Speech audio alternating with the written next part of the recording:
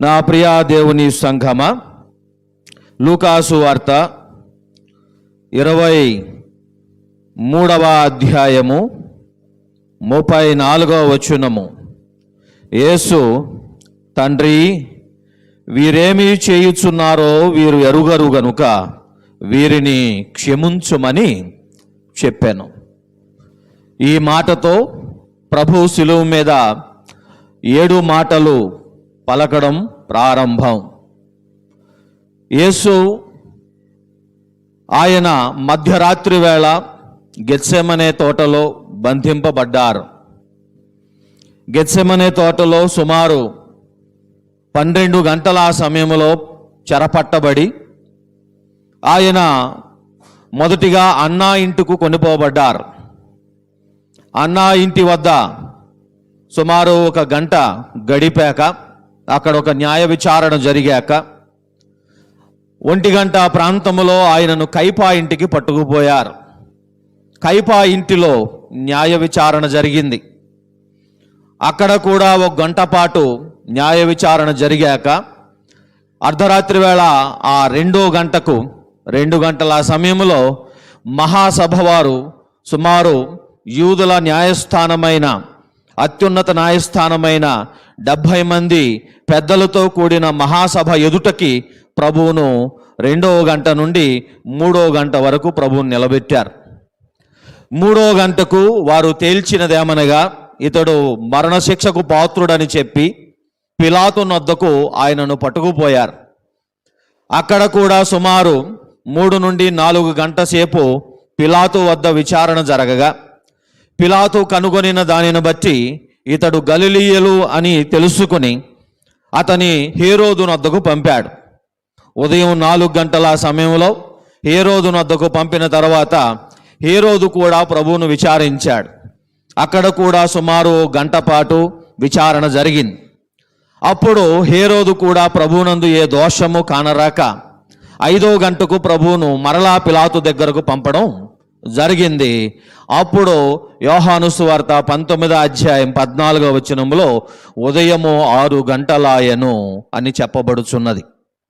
యోహాను సువార్త 18వ అధ్యాయం 1వ వచనంలో మధ్యరాత్రి వేళ 12 గంటలప్పుడు ప్రభు చెరపట్టబడ్డాడు. 19వ అధ్యాయం 14వ వచనానికి 6వ గంట అయ్యింది. 6వ గంటకు ప్రభువును ప్రేతోర్యమను రాజమందిరంలోనికి పట్టుకుపోయారు. అక్కడ ఆయన సైనికులు, రోమా సైనికులు ఆయనను ఎన్నో హింసలు పెట్టారు. ఆయనను కొరడాలతో కొట్టారు. ఆయన చేతికి ఒక రెల్లునిచ్చారు. ఆయన మీద ఒక ఊదా రంగు వస్త్రమును ధరింపజేశారు. ఆయన తల మీద ముళ్ళ కిరీటమును నొక్కారు. ఆయనను చుట్టూ యూదుల రాజా అని చెప్పి హేళన చేస్తూ, అపహాస్యం చేస్తూ, దూషిస్తూ ప్రభువును హింసించారు.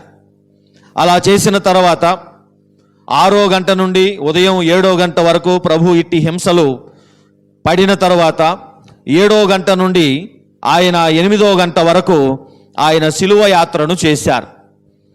అక్కడ యోహాను సువార్తలో రాయబడ్డట్టు శిలువ వేయబడిన స్థలం యెరూషలేముకు సమీపముగా ఉండెను. సుమారు 1 గంట పాటు యాత్ర చేసిన తర్వాత ప్రభువును కలువరి కొండ దగ్గరకు 8వ గంటకు తీసుకొచ్చారు. తీసుకొచ్చిన వెంటనే ఇశ్రాయేలు స్త్రీలు బోళము కలిపిన, చేదు కలిపిన ద్రాక్షరసం ప్రభువుకు ఇవ్వజూశారు. ప్రభువు దానిని త్రాగలేదు. ఈలోపు సైనికులు ఆయనను మేకులతో సిలువకేసి కొట్టారు. పై విలాసమును రాశారు. అప్పుడు సిలువను నిలవబెట్టినప్పుడు ఉదయం 9 గంటలైంది. ఉదయం 9 గంటలైన తరువాత ప్రభు ఆయన చూస్తూ ఉన్నారు.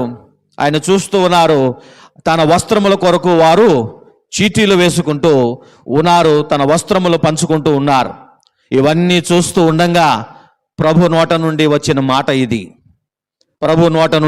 మాట ఇది, తండ్రి, వీరేమి చేయుచున్నారో వీరెరుగరు గనుక వీరిని క్షమించము. ఎందుకంటే అర్ధరాత్రి పట్టుకున్న వాళ్ళందరూ అక్కడే ఉన్నారు. ఎవరెవరి ఇంటికైతే ప్రభువును కొనిపోయారో ఆ పెద్దలందరూ అక్కడే ఉన్నారు. ఈ పాపము అర్ధరాత్రే ప్రారంభమైంది కనుక అర్ధరాత్రి నుండి ఉదయం 9 గంటల వరకు అనగా సుమారు 9 hours 9 గంటల పాటు జరిగిన హింసాపాతం, దాని అంతటిని బట్టి ప్రభు చేస్తున్న ప్రార్థన ఇది. ప్రభువా, అన్నా ఏమి చేయుచున్నాడో అతడు ఎరుగడు గనుక అతన్ని క్షమించము. కైపా ఏం చేస్తున్నాడో అతను ఎరుగడు గనుక వారిని క్షమించము. మెట్టుకు రోమీలు ఏం చేస్తున్నారో, ఈ ప్రజలు ఏమి చేయుచున్నారో వీరు ఎరుగరు గనుక వీరిని క్షమించము. ఈ మాట పలికి ప్రభు ఒక ప్రవచనాన్ని నెరవేరుస్తున్నారు. యెషయా గ్రంథం 53వ అధ్యాయం 12వ వచనములో ఆఖరి 2 మాటలను, ప్రవచనార్థంగా పలకబడిన మాటలను యేసుక్రీస్తు ప్రభువారు శిలువ మీద నెరవేర్చుచున్నారు. ఆ విధంగా ప్రతి మాట, 7 మాటలలో ప్రతి మాట ప్రవచన నెరవేర్పే. అలాగే ప్రతి మాట కూడా ఆజ్ఞ యొక్క నెరవేర్పే. ప్రవచన నెరవేర్పు వేరు, ఆజ్ఞ నెరవేర్పు వేరు. కనుక ఇక్కడ ప్రభు ఆజ్ఞను నెరవేరుస్తున్నారు, ప్రవచనాన్ని నెరవేరుస్తున్నారు. ఎలాగా? ప్రభు కొండ మీద ప్రసంగంలో 2 ఆజ్ఞలు, మోషే చెప్పిన 2 ఆజ్ఞలు తిరగబెట్టారు.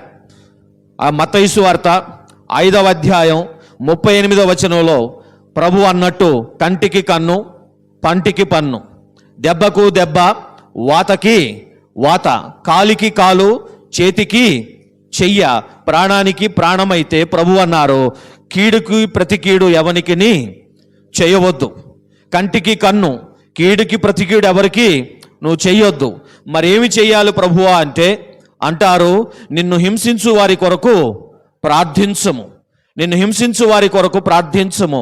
ప్రభు క్రైస్తవ సమాజానికి ఆజ్ఞ ఇస్తారు, ఆ ఆజ్ఞ తానే పాటించుచున్నారు. ఆ చెప్పడమే గాక, ఈ బోధకుడు చెప్పడమే గాక తాను పాటిస్తాడు కూడా. కనుక మత్తయి సువార్త 5వ అధ్యాయం 44వ వచనంలో అన్నట్టే ప్రభు తనను హింసించుచున్న వారి కొరకు ప్రార్థించాడు. మొదటి వాటకు వద్దువారు, మొదటి మాట ఎదుట మనం నిలబడితే, యేసుక్రీస్తు శిలువ మీద నుండి ఈ మాట మాట్లాడుతుంటే మనకు జ్ఞాపకం రావాల్సింది మన శత్రువులు, మనకు జ్ఞాపకం రావాల్సింది మన జీవితంలో మనకు ఏర్పడిన శత్రువులను. యేసైతే తన శత్రువులను ఆయన కీడును మేలుతో జయిస్తూ ఉన్నాడు, హింసను ప్రార్థనతో జయిస్తూ ఉన్నాడు, ద్వేషాన్ని ప్రేమతో జయిస్తూ ఉన్నాడు. ఆ విధంగా ఆయన మనకు ఒక మార్గాన్ని చూపుతున్నారు. ఆయన క్రొత్త నిబంధన మార్గాన్ని చూపిస్తున్నారు, క్రొత్త నిబంధన జీవితాన్ని చూపిస్తున్నారు.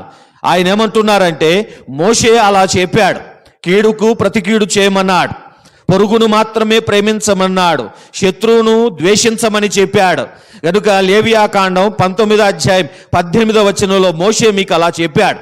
సంఖ్యాకాండం 31వ అధ్యాయం 1వ వచనంలో హింసకు ప్రతిహింస చేయమని మోషే చెప్పాడు. కానీ క్రొత్త నిబంధన వ్యవస్థాపకునిగా ఇదిగో నేను మీకు చెప్పుచున్నాను అని కొండ మీద ప్రభు ఏం చెప్పారు, మిమ్మల్ని హింసించుచున్న వారి కొరకు ప్రార్థించుడి. ఎందుకంటే ప్రార్థించుటయే ప్రేమించుట, ప్రార్థించుటయే ప్రేమించుట. ఎవరైనా ఒకరినొకరు ప్రేమింపవలసి ఉంటే, ఒక వ్యక్తి ఇంకొక వ్యక్తిని, స్త్రీ అని పురుషుడని భేదము లేకుండా ఒక వ్యక్తి ఇంకొక వ్యక్తిని ప్రేమించవలసి వస్తే, ప్రేమలో ఎన్నో విధాలుగా మనం మరి బద్ధులమై ఉంటే, అన్నిటికంటే శ్రేష్టమైన పద్ధతి, అన్నిటికంటే శ్రేష్టమైన మార్గము ప్రార్థించుటయే ప్రేమించుట. భర్తలారా మీ భార్యలను ప్రేమించుడి. చాలాసార్లు మన శత్రువులు చాలాసార్లు మన ఇంటిలోనే ఉంటారు, మన పక్కలోనే ఉంటారు. ఈ రోజుల్లో భార్యాభర్తలు శత్రువుల కంటే తక్కువగా ఏమీ లేరు కదా. కనుక ఒకవేళ చెడిన వివాహమైతే భర్తకు భద్రశత్రువు భార్యయే, భార్యకు భద్రశత్రువు భర్తయే. అలాగైతే ప్రభు శిలువ మీద నుండి నేర్పిస్తున్నాడు, నిన్ను హింసించుచున్న వారి కొరకు నువ్వు ప్రార్థించు, నిన్ను హింసించుచున్న వారి కొరకు ప్రార్థించు. కాని పక్షానైనా ప్రభు క్రొత్త ఆజ్ఞ ఇచ్చుచున్నాను. యోహాను సువార్త 13వ అధ్యాయం 34వ వచనంలో ప్రభు తేటగా చెప్పుచున్నారు, క్రైస్తవ సమాజమా, మీకు నేను ఇచ్చు ఆజ్ఞ ఏమనగా మీరు ఒకరినొకరు ప్రేమింపవలెను, దీనిని బట్టి మీరు నా శిష్యులని అందరూ తెలుసుకొందరు. కనుక ప్రభు శిష్యులమా, ప్రభు పలికిన మొదటి బాటలో మనం కొనసాగవలసినదే. ఆయన అంటున్నట్టే, ఆయన చేస్తున్నట్టే మనము ప్రార్థించగలం. అయితే ప్రేమించే ఈ ప్రేమ ప్రార్థనతో ప్రారంభించాలంటే ఆ ప్రార్థన ఎలా ఉండాలి? ఆ ప్రార్థనలో ముందు అది క్షమించే ప్రార్థన అయి ఉండాలి. ఒకడు అర్పణ తెస్తే ముందు సమాధాన పడినప్పుడే ఆ అర్పణ అంగీకరింపబడునని ప్రభు చెప్పారు కదా. కనుక మొదటే క్షమాపణ, తరువాతే ప్రార్థన. అందుకనే ఈ ప్రార్థన గొప్పతనం ఏమిటంటే, ప్రభు తండ్రి వీరేమి చేయుచున్నారో వీరు ఎరుగరు గనుక వీరిని క్షమించము అనగా ప్రభు క్షమించమన్న ప్రార్థన చేస్తున్నారు. ప్రార్థించుట ద్వారా ప్రేమిస్తున్నారు, ప్రార్థించుట ద్వారా ప్రేమిస్తున్నారు. కానీ ఆ ప్రార్థన లోపల తొంగి చూస్తే ఆయన క్షమిస్తున్నారు. క్షమించుటయే ప్రేమించుట, క్షమించుటయే ప్రేమించుట. ఎందుచేతనంటే ప్రభు మనం ఇంకనూ శత్రువులమై ఉండగా ఆయన మన పాపముల కోసము మరణించెను. మనం ఇంకనూ బలహీనులమై ఉండగా ఆయన మన దోషముల కొరకు ప్రాణం పెట్టాడు. అనగా ఆయన ద్వేషింపబడుతూ ఉండగా క్షమించాడు. అలాగే ప్రభు మనకు నేర్పుతున్న బాట ఏమిటా అంటే, ఈ మొదటి మాట ద్వారా మనము ఈ పూట మన శత్రువులను జ్ఞాపకం చేసుకుందాం. ఆ శత్రువులు రక్త బంధువులు కావచ్చు, ఆ శత్రువులు ఇరుగు పొరుగు కావచ్చు, ఆ శత్రువులు పై అధికారులు, క్రిందివారు, తోటివారు కావచ్చు. శత్రువులు ఎవరై ఉన్నా సరే ఈ క్షణమందు ప్రభువుకు ఏర్పడిన శత్రువులను ప్రభు శిలువ మీద జయించారు. ఈ పూట మనము ప్రభువును వెంబడించుచున్న మనము మన శత్రువుల విషయమై ఏమి చేయుచున్నాం? మన శత్రువులను గూర్చి మనం నిష్ఠూరముగా ఉన్నామా? మన శత్రువులను గూర్చి మనము దోషకులుగా ఉన్నామా? మన శత్రువులను గూర్చి శపించువారముగా ఉన్నామా? లేదా మన శత్రువులను గూర్చి మనము నిత్యము వారి పట్ల శపిస్తూ వారిని ఆడిపోసుకుంటూ ఉన్నవారముగా ఉన్నామా? కాదు ప్రియులారా, ఈ క్షణము నా మాట నమ్మండి. శత్రువులను ప్రేమించువారు సమాధానము పొందువారు. శత్రువుల కొరకు ప్రార్థించువారు నెమ్మదితో బ్రతకగలరు. శత్రువు కొరకు ప్రార్థించుట వలన ముందు కంటికి మంచి నిద్ర పడుతుంది. శత్రువు కొరకు ప్రార్థించుట వలన ముందు ఆ రోజు నెమ్మదిగా ఉండగలం, మనశ్శాంతిగా ఉండగలం. కనుక శత్రువును ద్వేషించుట వలన మనం పోగొట్టుకునేది ప్రభు మనకు అనుగ్రహించిన అత్యమూల్యమైన సమాధానం, అత్యమూల్యమైన శాంతిని మనం పోగొట్టుకుంటాం. కనుక ప్రభు ఇచ్చు సమాధానాన్ని కాపాడుకోవాలి, ప్రభు ఇచ్చుచున్న ఈ శాంతిని మనం కాపాడుకోవాలి. ఈ మనశ్శాంతిని మనము ఎంత వెల చెల్లించినా పొందలేని మనశ్శాంతిని మనం కాపాడుకోవాలంటే, నెమ్మదిగా పండుకోవాలంటే, ఒకరోజు మనము సంతోషంగా ముఖము మీద చిరునవ్వుతో బ్రతకాలి అని అంటే ఏకైక మార్గము మన శత్రువులను క్షమించగలగటం, మన శత్రువులను విడిచిపెట్టగలగటం, మన శత్రువులను దీవించగలగటం, మన శత్రువులను ప్రేమించగలగటం, మన శత్రువుల కొరకు ప్రార్థించగలగటం. ఎప్పుడైతే ప్రభువు చేసిన పని మనలో ఇది సాధ్యమో అప్పుడు ప్రభు వచ్చు వరకు నిష్పాపులుగా మనం ఒక రోజు గడపగలం. ప్రభు వచ్చు వరకు మనము మన హృదయంలో ఎట్టి కక్ష పగ లేకుండా ఒక్కరోజు మనం గడపగలం. కనుక ప్రియం దేవుని సంఘమా, ఈ మాట గంభీరము. ప్రభు శిలువ మీద పలుకుతున్న ఈ మాటను బట్టి తలలు వంచి మనం ప్రార్థనలో మన శత్రువులను ప్రభు వలె క్షమిద్దాం. పరిశుద్ధుడైన మా ప్రియ పరలోకపు తండ్రి, నిన్ను పోలి మేము జీవించాలి, నిన్ను నువ్వు వెంబడించాలి. ఈ క్షణమందు నీవు చూపుచున్న మార్గము మాకు కష్టము. మా శత్రువులను క్షమించగలగడము, వారి కొరకు ప్రార్థించగలగడము, వారిని ప్రేమించగలగడము, వారిని దీవించగలగడము మాకు ఎంతో మించినది తండ్రి. నీ ఆత్మ ఫలము వలన వచ్చు ప్రేమ, నీ ఆత్మ వలన మాలో పుట్టు సమాధానము, నీ ఆత్మ వలన పుట్టు దీర్ఘశాంతమును మాలో ఉంచి నీవు బ్రతికినట్టే మేము కూడా మా శత్రువుల పట్ల ప్రవర్తించున్నట్లు మాకు మనసును, హృదయమును, అట్టి ప్రేమను, ప్రార్థనను, క్షమాపణను అనుగ్రహించమని నజరేయుడైన యేసు నామములో ప్రార్థించి వేడుకొనుచున్నాను మా తండ్రి. ఆమేన్.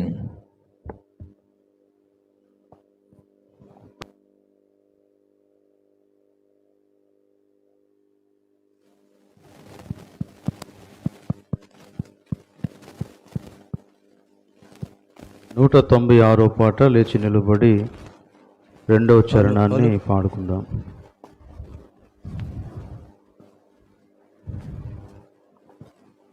నీవు నాతో పరదైసునా నేడయుందువు పావనుండా ఇట్లు బలికి పాపిగా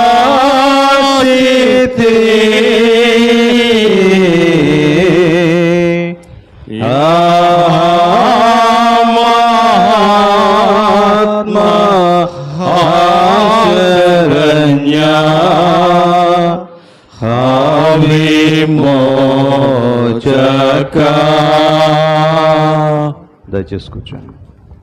కనుకండి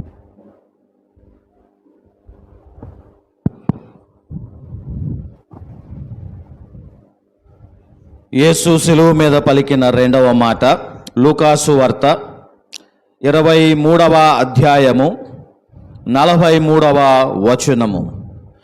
నేడు నీవు నాతో కూడా పరదైస్సులో ఉందువని నిశ్చయముగా నీతో చెప్పుచున్నానెను. ప్రార్థన. మహాపరిశుద్ధుడు అయిన మా ప్రియ పరలోకపు తండ్రి, నీవు పలికిన ఈ జీవపు మాట మాకును అనుగ్రహించి ఆ దొంగ పొందిన ఆ భాగ్యము ఆ తరువాత నీ రాకడలో మా అందరి భాగ్యమగునట్లు మాకును అట్టి నిశ్చయమైన వాగ్దానం అనుగ్రహించమని నజరేయుడు యేసు నామములో ప్రార్థించి వేడుకొనుచున్నాను మా తండ్రి. ఆమేన్. ప్రియా దేవుని సంఘమా, యూదుల ఆచారము, వారు సుమారు ప్రతిదినము ఉదయం 9 గంటలకు వారు ప్రార్థన చేస్తారు. ప్రార్థించినప్పుడు దేవాలయపు ప్రాంగణంలో ఒకరు బిగ్గరగా బోర ఊదడం ఆచారం. అలాగే ప్రతిరోజు మధ్యాహ్నం 3 గంటలప్పుడు బోర ఊది ప్రార్థించడం యూదుల ఆచారం. ప్రభు ఆయనకు రేయి పగలు ప్రార్థన చేయడం అభ్యాసం. ఆయన ప్రతి రాత్రి ఏకాంతములో గడిపిన వాడే. మునుపెన్నడూ ఏ ప్రవక్తయు చేయని ప్రవర్తన ప్రభువులో కనబడినప్పుడే ఆయన ప్రార్థనా జీవితం మీద అనేక ప్రశ్నలు వచ్చాయి. అప్పుడు శిష్యులు కూడా పురికొల్పబడి మాకును ప్రార్థన నేర్పమని ప్రభువును అడిగిన సందర్భం అది. గనుక ప్రభు ప్రార్థించుచున్నాడు. మొదటి మాట ప్రభు చేసిన ప్రార్థన, రెండవ మాట ఒక దొంగ చేసిన ప్రార్థన. రెండవ మాట ఒక దొంగ చేసిన ప్రార్థనకు జవాబుగా ఒక వాగ్దానము పుట్టుచున్నది. బహుశా భూప్రపంచములో నరుడు పుట్టాక ఒక వ్యక్తి ప్రార్థించడము, మరుక్షణములో దానికి ప్రత్యుత్తరం రావడం శిలువ మీదే జరిగింది. ఒక వ్యక్తి ప్రార్థించడం, క్షణం ఆలస్యం కాకుండా ఆ ప్రార్థనకు ప్రత్యుత్తరం రావడం ఇదే తొలిసారి కావచ్చు. కనుక అడుగుడి మీకు ఇవ్వబడును అని మన చెప్పిన ప్రభువు తప్పకుండా అడిగిన వానికి ఇచ్చుచున్నారు. ఆయన ఆడిన మాట నెరవేర్చుచున్నారు. ఆ విధముగా ఆయన భూమి మీద గొర్రెల వలె త్రోవ తప్పిన వారిని, నశించుచున్న దానిని వెదకి రక్షించడానికి వచ్చానని అన్నారు. ఆ విధంగా యెషయా గ్రంథం 53వ అధ్యాయం 6-7 వచనములలో ఉన్న మాటను ప్రభు ఇక్కడ అక్షరాల నెరవేర్చుచున్నారు. ఆజ్ఞను నెరవేరుస్తున్నారు, బోధను నెరవేరుస్తున్నారు. నేను పాపులను పిలవచ్చి తిని అన్నారు. అందుకనే ఒక పాపిని ఆయన పరదైసుకు కొనిపోతానన్న వాగ్దానం ప్రభు అక్కడ ప్రకటిస్తూ ఉన్నాడు. ఇశ్రాయేలు దేశ నాయకుడు ఎదురుగా ఉన్నాడు. ఇశ్రాయేలు దేశ నాయకుడు, యాజకుడు, ప్రధాన యాజకుడు ఎదురుగా ఉన్నాడు. యాజకునికి ఆ మాట పుట్టలేదు. శిలువ మీద ఉన్న దొంగకు ఆ వాగ్దానము పుట్టింది. అందును బట్టి దేవునికి స్తోత్రము కలుగునుగాక. ప్రియులారా, ఈ విధంగా యేసు శిలువ మీద వేలాడుతూ ఉంటే ఆయన వస్త్రములను పంచుకుంటూ ఉన్నారు. అయితే అంతేకాదు, మనకు ఇక్కడ కలువరి కొండ మీద మనకు ఏమీ కనబడుచున్నది అని అంటే, జాగ్రత్తగా వినండి. ఒకవైపు ప్రభువుకు విమర్శ కనబడుచున్నది, విమర్శ వినబడుచున్నది. విమర్శకులు నాలుగు రకాలుగా ఉన్నది. మొదటిది, నన్ను చదవనివ్వండి. మార్కు సువార్త 15వ అధ్యాయం 29-30 వచనాలలో మొదటి రకపు విమర్శకులు వీరు. అప్పుడు ఆ మార్గమున వెళ్ళుచున్న వారు తమ తలలూచుచు, ఆహా, దేవాలయమును పడగొట్టి 3 దినములలో కట్టువాడా, శిలువ మీద నుండి దిగి నిన్ను నీవే రక్షించుకొనుమని చెప్పి దూషించిరి. ఈ జనం ఎవరు? ఈ మాట అన్నది ఎవరు? యాత్రికులు అంటున్నారు. ఈ మాట దారిని ప్రోయేవారు అంటున్నారు. రాజమార్గ ప్రక్కనే ఉంది కలువరి కొండ, యెరూషలేము. అది పండుగ వాతావరణం. పండుగ కొరకు ప్రపంచ నలుమూలల నుండి యూదులు రావడం ఆనవాయితీ. మనకు వాక్య గ్రంథం అపోస్తుల కార్యం 2లో చెప్పబడ్డట్టు సుమారు 18 రకాల ప్రదేశాల నుండి యూదులు ఆ పండుగకు వచ్చి ఉన్నారు. ఆ సామాన్య జనము, కామన్ పీపుల్ ఆ మార్గము గుండా పోతూ తలలాడిస్తున్నారట, ప్రభువును విమర్శిస్తూ ఉన్నారు. సరే, ప్రజలంటారా వారు విద్యావిహీనులు, ప్రజలంటారా వారు మూర్ఖులు, అజ్ఞానులు కావచ్చు. కానీ మనం ఇక్కడ బాధపడవలసిన విషయం ఏమిటా అంటే, అధికారులు కూడా ప్రభువును విమర్శిస్తూ ఉన్నారు. మత్తయి సువార్త 27వ అధ్యాయము 43వ వచనం, వాడు దేవుని యందు విశ్వాసముంచెను, నేను దేవుని కుమారుడునని చెప్పెను గనుక ఆయన కిష్టుడైతే ఇప్పుడు వాని తప్పించునని చెప్పిరి. ఇశ్రాయేలు రాజుకు క్రీస్తు ఇప్పుడు శిలువ మీద నుండి దిగి రావచ్చును, అప్పుడు మనము చూచి నమ్ముదమని ఒకరితో ఒకరు వాళ్ళు చెప్పుకుంటున్నారు. సామాన్య జనం దూరంగా పోతున్న వారు ప్రభువును విమర్శిస్తున్నారు, ప్రభువు మీద నోరాడిస్తున్నారు. అధికారులు విమర్శిస్తున్నారు, ప్రభువు మీద నాలుకాడిస్తున్నారు, ప్రభువును దూషిస్తున్నారు. నువ్వు రక్షకుడవైతే, నువ్వు రాజువైతే, నువ్వు దేవుని కుమారుడవైతే, నువ్వు దేవుడవైతే శిలువ మీద నుండి దిగిరా అని ప్రభువును రెచ్చగొడుతూ ఉన్నారు, దూషిస్తూ ఉన్నారు. అంతేకాదు 3వ వర్గము ప్రభువును సైనికులు కూడా విమర్శిస్తున్నారు. వచనము లూకాసు వార్త 23వ అధ్యాయము 36-7 వచనములు. సైనికులు ఆయన యొద్దకు వచ్చి ఆయనకు చిరకనిచ్చి, నీవు యూదుల రాజవైతే నిన్ను నీవే రక్షించుకొనుమని ఆయనను అపహాస్యం చేస్తున్నారు. సైనికులేమో వాళ్ళ భాష వాళ్ళది, వాళ్ళ ధోరణి వాళ్ళది. రాజును అంటున్నాడు కదా, నువ్వు నిజంగా రాజువైతే దిగిరా, నిన్ను నువ్వు రక్షించుకో, నీ దేశాన్ని కూడా రక్షించుకో అని సైనికులు ప్రభువును దూషిస్తూ ఉన్నారు. ప్రజలు ప్రభువును దూషిస్తున్నారు, అధికారులు ప్రభువును దూషిస్తున్నారు, సైనికులు ప్రభువును దూషిస్తూ ఉన్నారు. దొంగలు కూడా, ఆయనతో పాటు సిలువ వేయబడిన దొంగలు కూడా ప్రభువును దూషిస్తూ ఉన్నారు. మత్తయి సువార్త 27వ అధ్యాయం 44వ వచనం, ఆయనతో కూడా సిలువ వేయబడిన బందిపోటు దొంగలను అలాగే ఆయనను నిందించిరి. లూకాసు వార్త 23:39, వ్రేలాడవేయబడిన ఆ నేరస్తులలో ఒకడు ఆయనను దూషించుచు, నీవు క్రీస్తువు కదా, నిన్ను నీవు రక్షించుకొనుము, మమ్మును కూడా రక్షించుమని చెప్పుచున్నారు. ఎంతమంది విమర్శిస్తున్నారు? ఎన్ని రకాల మనుషులు ప్రభువును విమర్శిస్తూ ఉన్నారు. ప్రజలు ప్రభువును విమర్శిస్తున్నారు, అధికారులు ప్రభువును విమర్శిస్తూ ఉన్నారు, సైనికులు ప్రభువును విమర్శిస్తూ ఉన్నారు, దొంగలు ప్రభువును విమర్శిస్తూ ఉన్నారు. ప్రభు నోరు తెరవలేదు. విమర్శలను ఎలా ఎదుర్కోవాలి? ప్రభు అన్నట్టు యెషయా గ్రంథం 53వ అధ్యాయం 7వ వచనాన్ని ఇక్కడ నెరవేరుస్తున్నారు. ఆయన నోరు తెరవలేదు, ఆయన నోట ఏ కపటమును కనబడలేదు. 1 పేతురు గ్రంథం 2వ అధ్యాయం 23-4 వచనాలు తేటగా ఉన్నది. ఆయన బెదిరింపబడియు దూషించలేదు, ఆయన నోరు తెరవలేదు. ఎందుచేతనంటే ఆయన మీద ఒక ప్రవచనం ఉన్నది. మత్తయి సువార్త 12వ అధ్యాయం 19వ వచనం ఎవరైనా చదివి వినిపిస్తారా? మత్తయి సువార్త 12వ అధ్యాయం 19వ వచనం.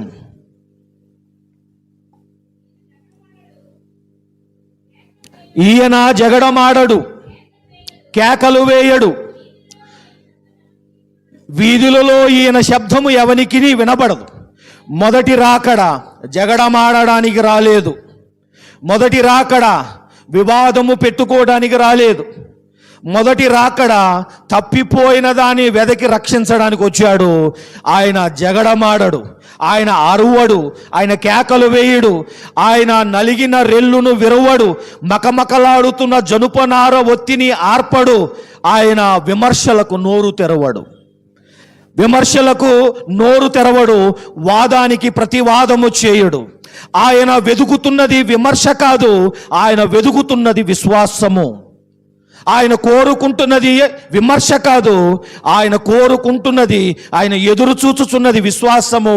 ఎప్పుడైతే ఆ గందరగోళములో, ఆ అల్లరిలో, ఆ దూషణ మాటలలో ఒక విశ్వాసపు మాట ప్రభు చెవినబడింది. ఆ మంటలో ఉండి కూడా ఎప్పుడైతే విశ్వాసము ఆయన చెవినబడినదో, విశ్వాసం ఆయనకి తెలిసినదో, ఆ వెంటనే ప్రభు ఆ బాధలోనే నోరు తెరిచి అంటారు, నేడు నీవు నాతో కూడా పరదైస్సులో ఉందవు. నేడు నీవు నాతో కూడా పరదైస్సులో ఉందవు. విమర్శ. క్రైస్తవులు ఈ యొక్క మాట దగ్గరకు వచ్చినప్పుడు వారు జ్ఞాపకము చేసుకోవలసినది మన విమర్శకులను, మీ విమర్శకులను, నా విమర్శకులను. మొదటి మాట దగ్గర మన శత్రువులను జ్ఞాపకం చేసుకుందాం. మన శత్రువులను క్షమించి ప్రార్థించి వాళ్ళని విడిచిపెడదాం. వాళ్ళని శక్యమైతే దీవిద్దాం. ఇక్కడ ప్రభు రెండవ రకం మనుషుల గురించి మాట్లాడుతున్నారు. మన బంధువులలోనే మనకు విమర్శలు ఉంటారు. వాడు ఎందుకు పనికిరాడు అంటున్నారు, వాడేమి చేయలేడు అంటున్నాడు, వాడి వల్ల ఏమి కాదంటున్నాడు, ఆమె ఎందుకు పనికిరాదంటున్నారు, విమర్శిస్తూ ఉన్నారు. వాడి వలన ఇది అవ్వదంటున్నారు, వాడు పైకి ఎదగడంటున్నారు, విమర్శిస్తున్నారు. రక్త బంధువులు విమర్శిస్తున్నారు, తోడబుట్టినోళ్ళు విమర్శిస్తూ ఉన్నారు. దేనినో దాన్ని బట్టి రంగునెత్తి విమర్శిస్తున్నారు, ఎత్తునెత్తి విమర్శిస్తూ ఉన్నారు, తెలివితేటలనెత్తి విమర్శిస్తూ ఉన్నారు, వస్త్రాలను బట్టి విమర్శిస్తూ ఉన్నారు. విమర్శకులను ఎలా ఎదుర్కోవాలి? విమర్శలకు ప్రతి విమర్శ చెల్లదు. విమర్శ ఎందుకు చెల్లదు? విమర్శ చెల్లని నోటుతో సమానం.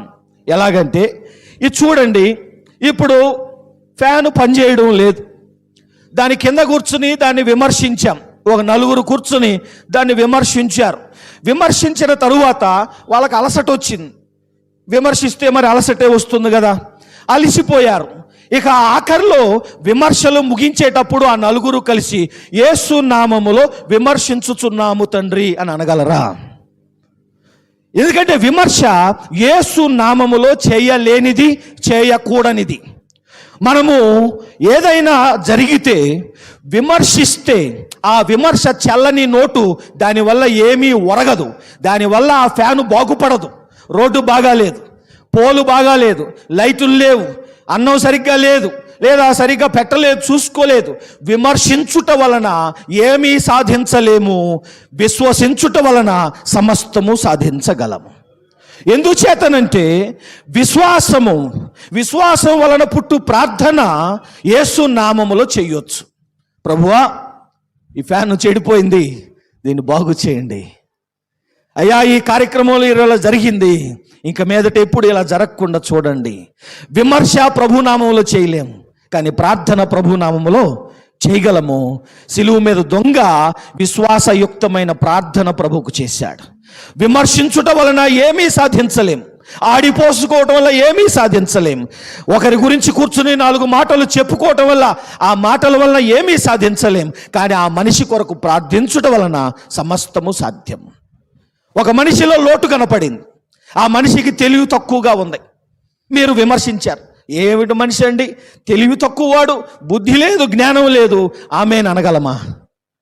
విమర్శ ప్రభు నామములోనే చేయలేము. అందుకనే ఆ వ్యక్తిలో లోటు కనపడింది, ఆ వ్యక్తిలో తప్పు కనపడింది. ఆ తప్పును దిద్దాలి అని అంటే విశ్వాసయుక్తమైన ప్రార్థనే. కనుక రెండో మాటతో ప్రభు మనలో నుండి తీసివేసేది విమర్శయుక్తమైన మనస్సు, విమర్శించే మనస్తత్వం. ఒక చెట్టును చూడండి, అది కాయలు కాయలేదని దాన్ని విమర్శించారు. విమర్శించిన తరువాత ఒకరోజు దానికి కాయ కాసింది. విమర్శించిన చెట్టు కాయి ఇప్పుడు ఏ ముఖంతో నేను తింటాను? విమర్శ వలన ఏమీ సాధ్యం కాదు, కానీ నీరు పోసిన వానికి ఆ చెట్టుకాయ తినే అధికారము ఉంటుంది. ప్రార్థించుట నీరు పోయిట, ప్రార్థించుట ఆ చెట్టుకు ఆ మొక్కకు నీరు పోయిట మనిషిని, తోటి వ్యక్తిని, కుటుంబ సభ్యులను, తోడబుట్టిన వాళ్ళను విమర్శించడం కాదు, మనం ప్రార్థించడం నేర్చుకోవాలి. ఒకరికొకరు ఎప్పుడైతే ప్రార్థించుకుంటామో ఆ ప్రార్థన వలన అసాధ్యమైనవి కూడా సాధ్యమవుతాయి. ఒక దొంగ, ఒక బందిపోటు దొంగ పరలోకానికి వెళ్ళడం అసాధ్యం. అట్టి వాడు పరలోకానికి వెళ్ళడానికి అసాధ్యం. కానీ విశ్వాసయుక్తమైన ప్రార్థన అసాధ్యమైన దానిని సాధ్యపరిచింది. దేవునికి మహిమ కలుగునుగాక. అట్టి ప్రార్థనే చేద్దాం. తలలో ఉంచినట్లయితే ప్రభువును అడుగుదాం. పరిశుద్ధుడు అయిన మా ప్రియా పరలోకపు తండ్రి, విమర్శలకు నువ్వు నోరు తెరవలేదు, విశ్వాసానికి నువ్వు నోరు తెరిచావు. ప్రార్థనకు నువ్వు జవాబు ఇచ్చావు తండ్రి. విమర్శలకు నీవు జవాబు ఇవ్వలేదయ్యా. మేము కూడా అట్టివారమై ఉండి మా శత్రువుల కొరకు మాత్రమే గాక మా విమర్శకుల కొరకును మేము ప్రార్థించు వారమై నిత్యము ఇది మొదలు మా నోట నుండి విమర్శ కొట్టివేసి మాకు మా నోట విశ్వాసము ప్రార్థన ఉంచమని నజరేయుడైన యేసు నామములో ప్రార్థించి వేడుకొనుచున్నాను మా తండ్రి. ఆమేన్.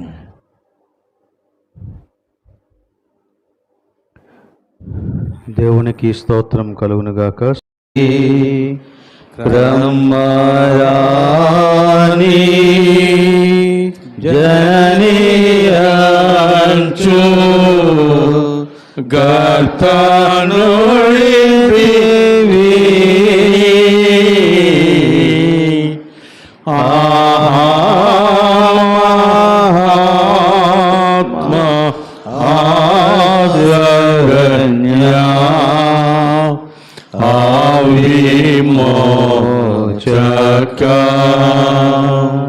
దయచేసి కూర్చోండి.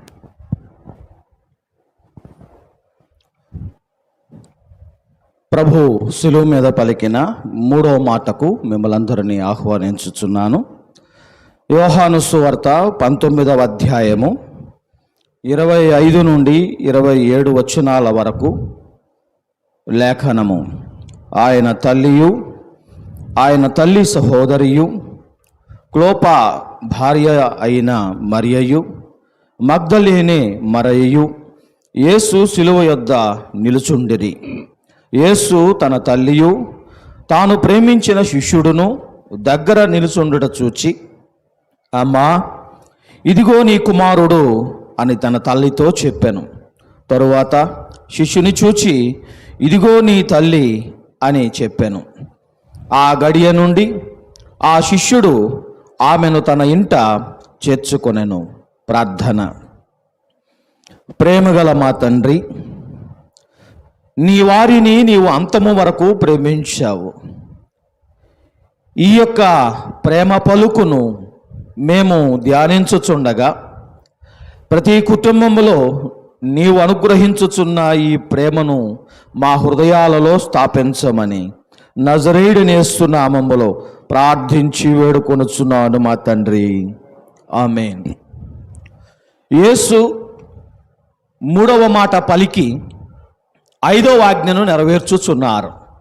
నిర్గమాకాండం 20వ అధ్యాయం 12వ వచనాన్ని ప్రభు నెరవేర్చుచున్నారు. ముఖ్యంగా నిర్గమాకాండం 20వ అధ్యాయం 12వ వచనాన్ని నెరవేర్చే వచనము లేదా వివరించే వచనం సామెతల గ్రంథం 23-22వ వచనం 5వ ఆజ్ఞను వివరిస్తూ ఉన్నది. అనేక మార్లు 5వ ఆజ్ఞ దుర్వినియోగానికి అపార్థానికి కూడా గురైంది. గనుక 5వ ఆజ్ఞ ప్రభు ఎవరిని గూర్చి చెప్పినట్టు ఇశ్రాయేలు దేశంలో ముఖ్యంగా 5వ ఆజ్ఞ 30 ఏళ్ళు పైబడ్డ వారికి, ముఖ్యంగా వివాహమైన వారికి వర్తించే ఆజ్ఞ అది. కానీ కొందరేమో దాన్ని తీసుకెళ్ళి బడి పిల్లలకి వర్తింపజేసి వాడు 5వ ఆజ్ఞ నెరవేర్చటలేదు అని, అది పిల్లలకు ఇచ్చిన ఆజ్ఞ కాదు. ఆ సమయంలో ప్రభు పెద్దలకు ఆజ్ఞ ఇస్తాడు, పెద్దలారా తల్లిదండ్రులారా, మీ పిల్లలకు కోపము రేపొద్దు.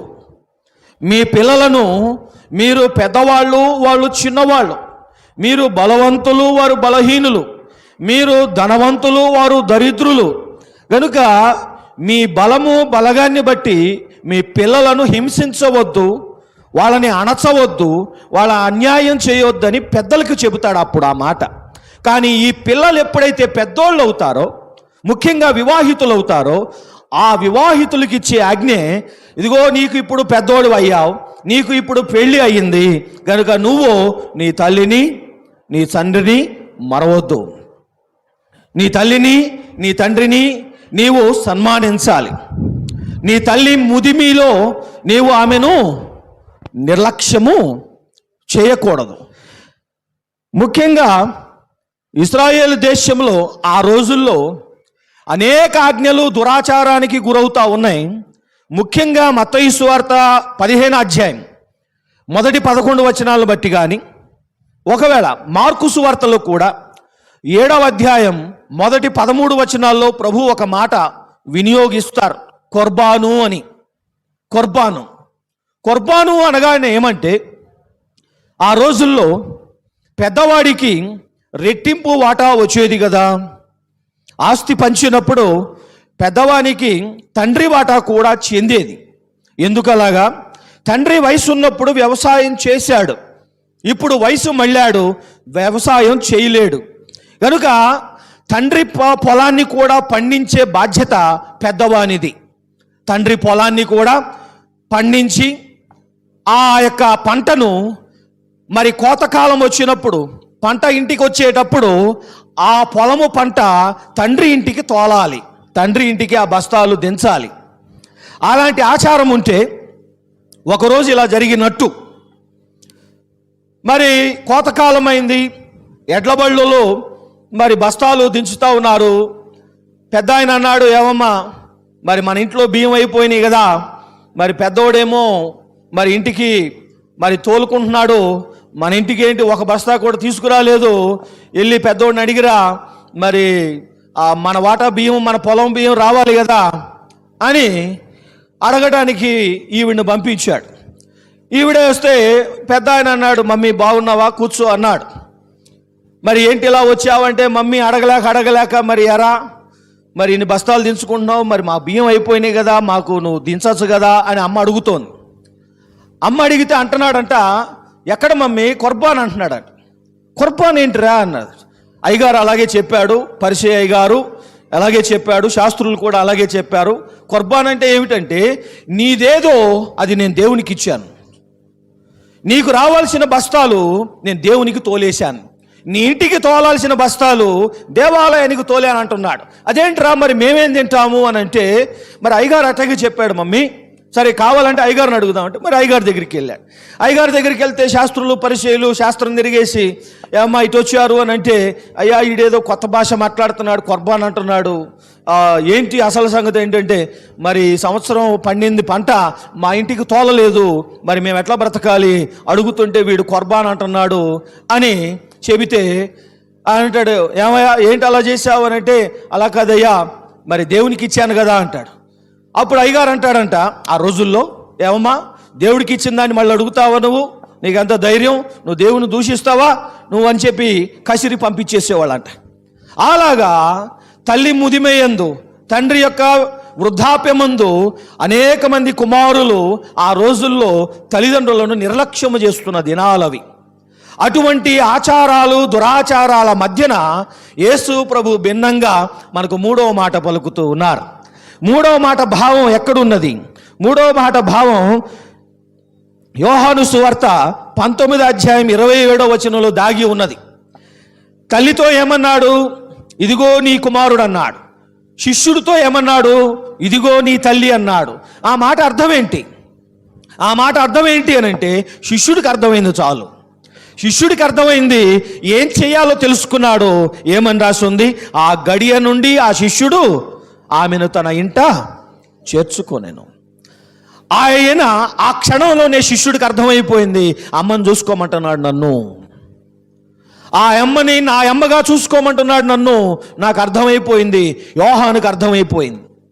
ఆ రోజు సిలువ కొండ మీద 4 స్త్రీలు ఉన్నారు. అందులో 3 మరియలు, యేసు తల్లి మరియ, క్లోప భార్య మరియ, మగ్దలేని మరియ, అలాగే మరియ తల్లి సహోదరి సొలోమి కూడా ఈ 4 అక్కడే ఉన్నారు. ఈ 4తో పాటు ఒక్కడే పురుషుడు యోహాను ఉన్నాడు. అందరూ అపరిచితులే, అందరూ శత్రువులుగా ఉన్నారు. ఈ 5 మాత్రం మౌనంగా దిగాలుగా ప్రభు వైపు చూస్తున్నారు. ఆ 5 ప్రభు దృష్టి ఆ 2 మీద పడింది.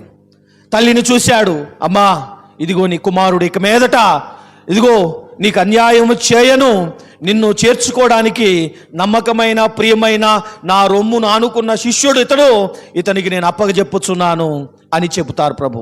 ఆ శిష్యుడు కూడా ప్రభువును మాటల్లో ప్రేమించలేదు, చేతల్లో ప్రేమించాడు గనుకనే వెంటనే ప్రభు చెప్పిన మాట శిరసావహించాడు, తల్లిని చూసుకున్నాడు.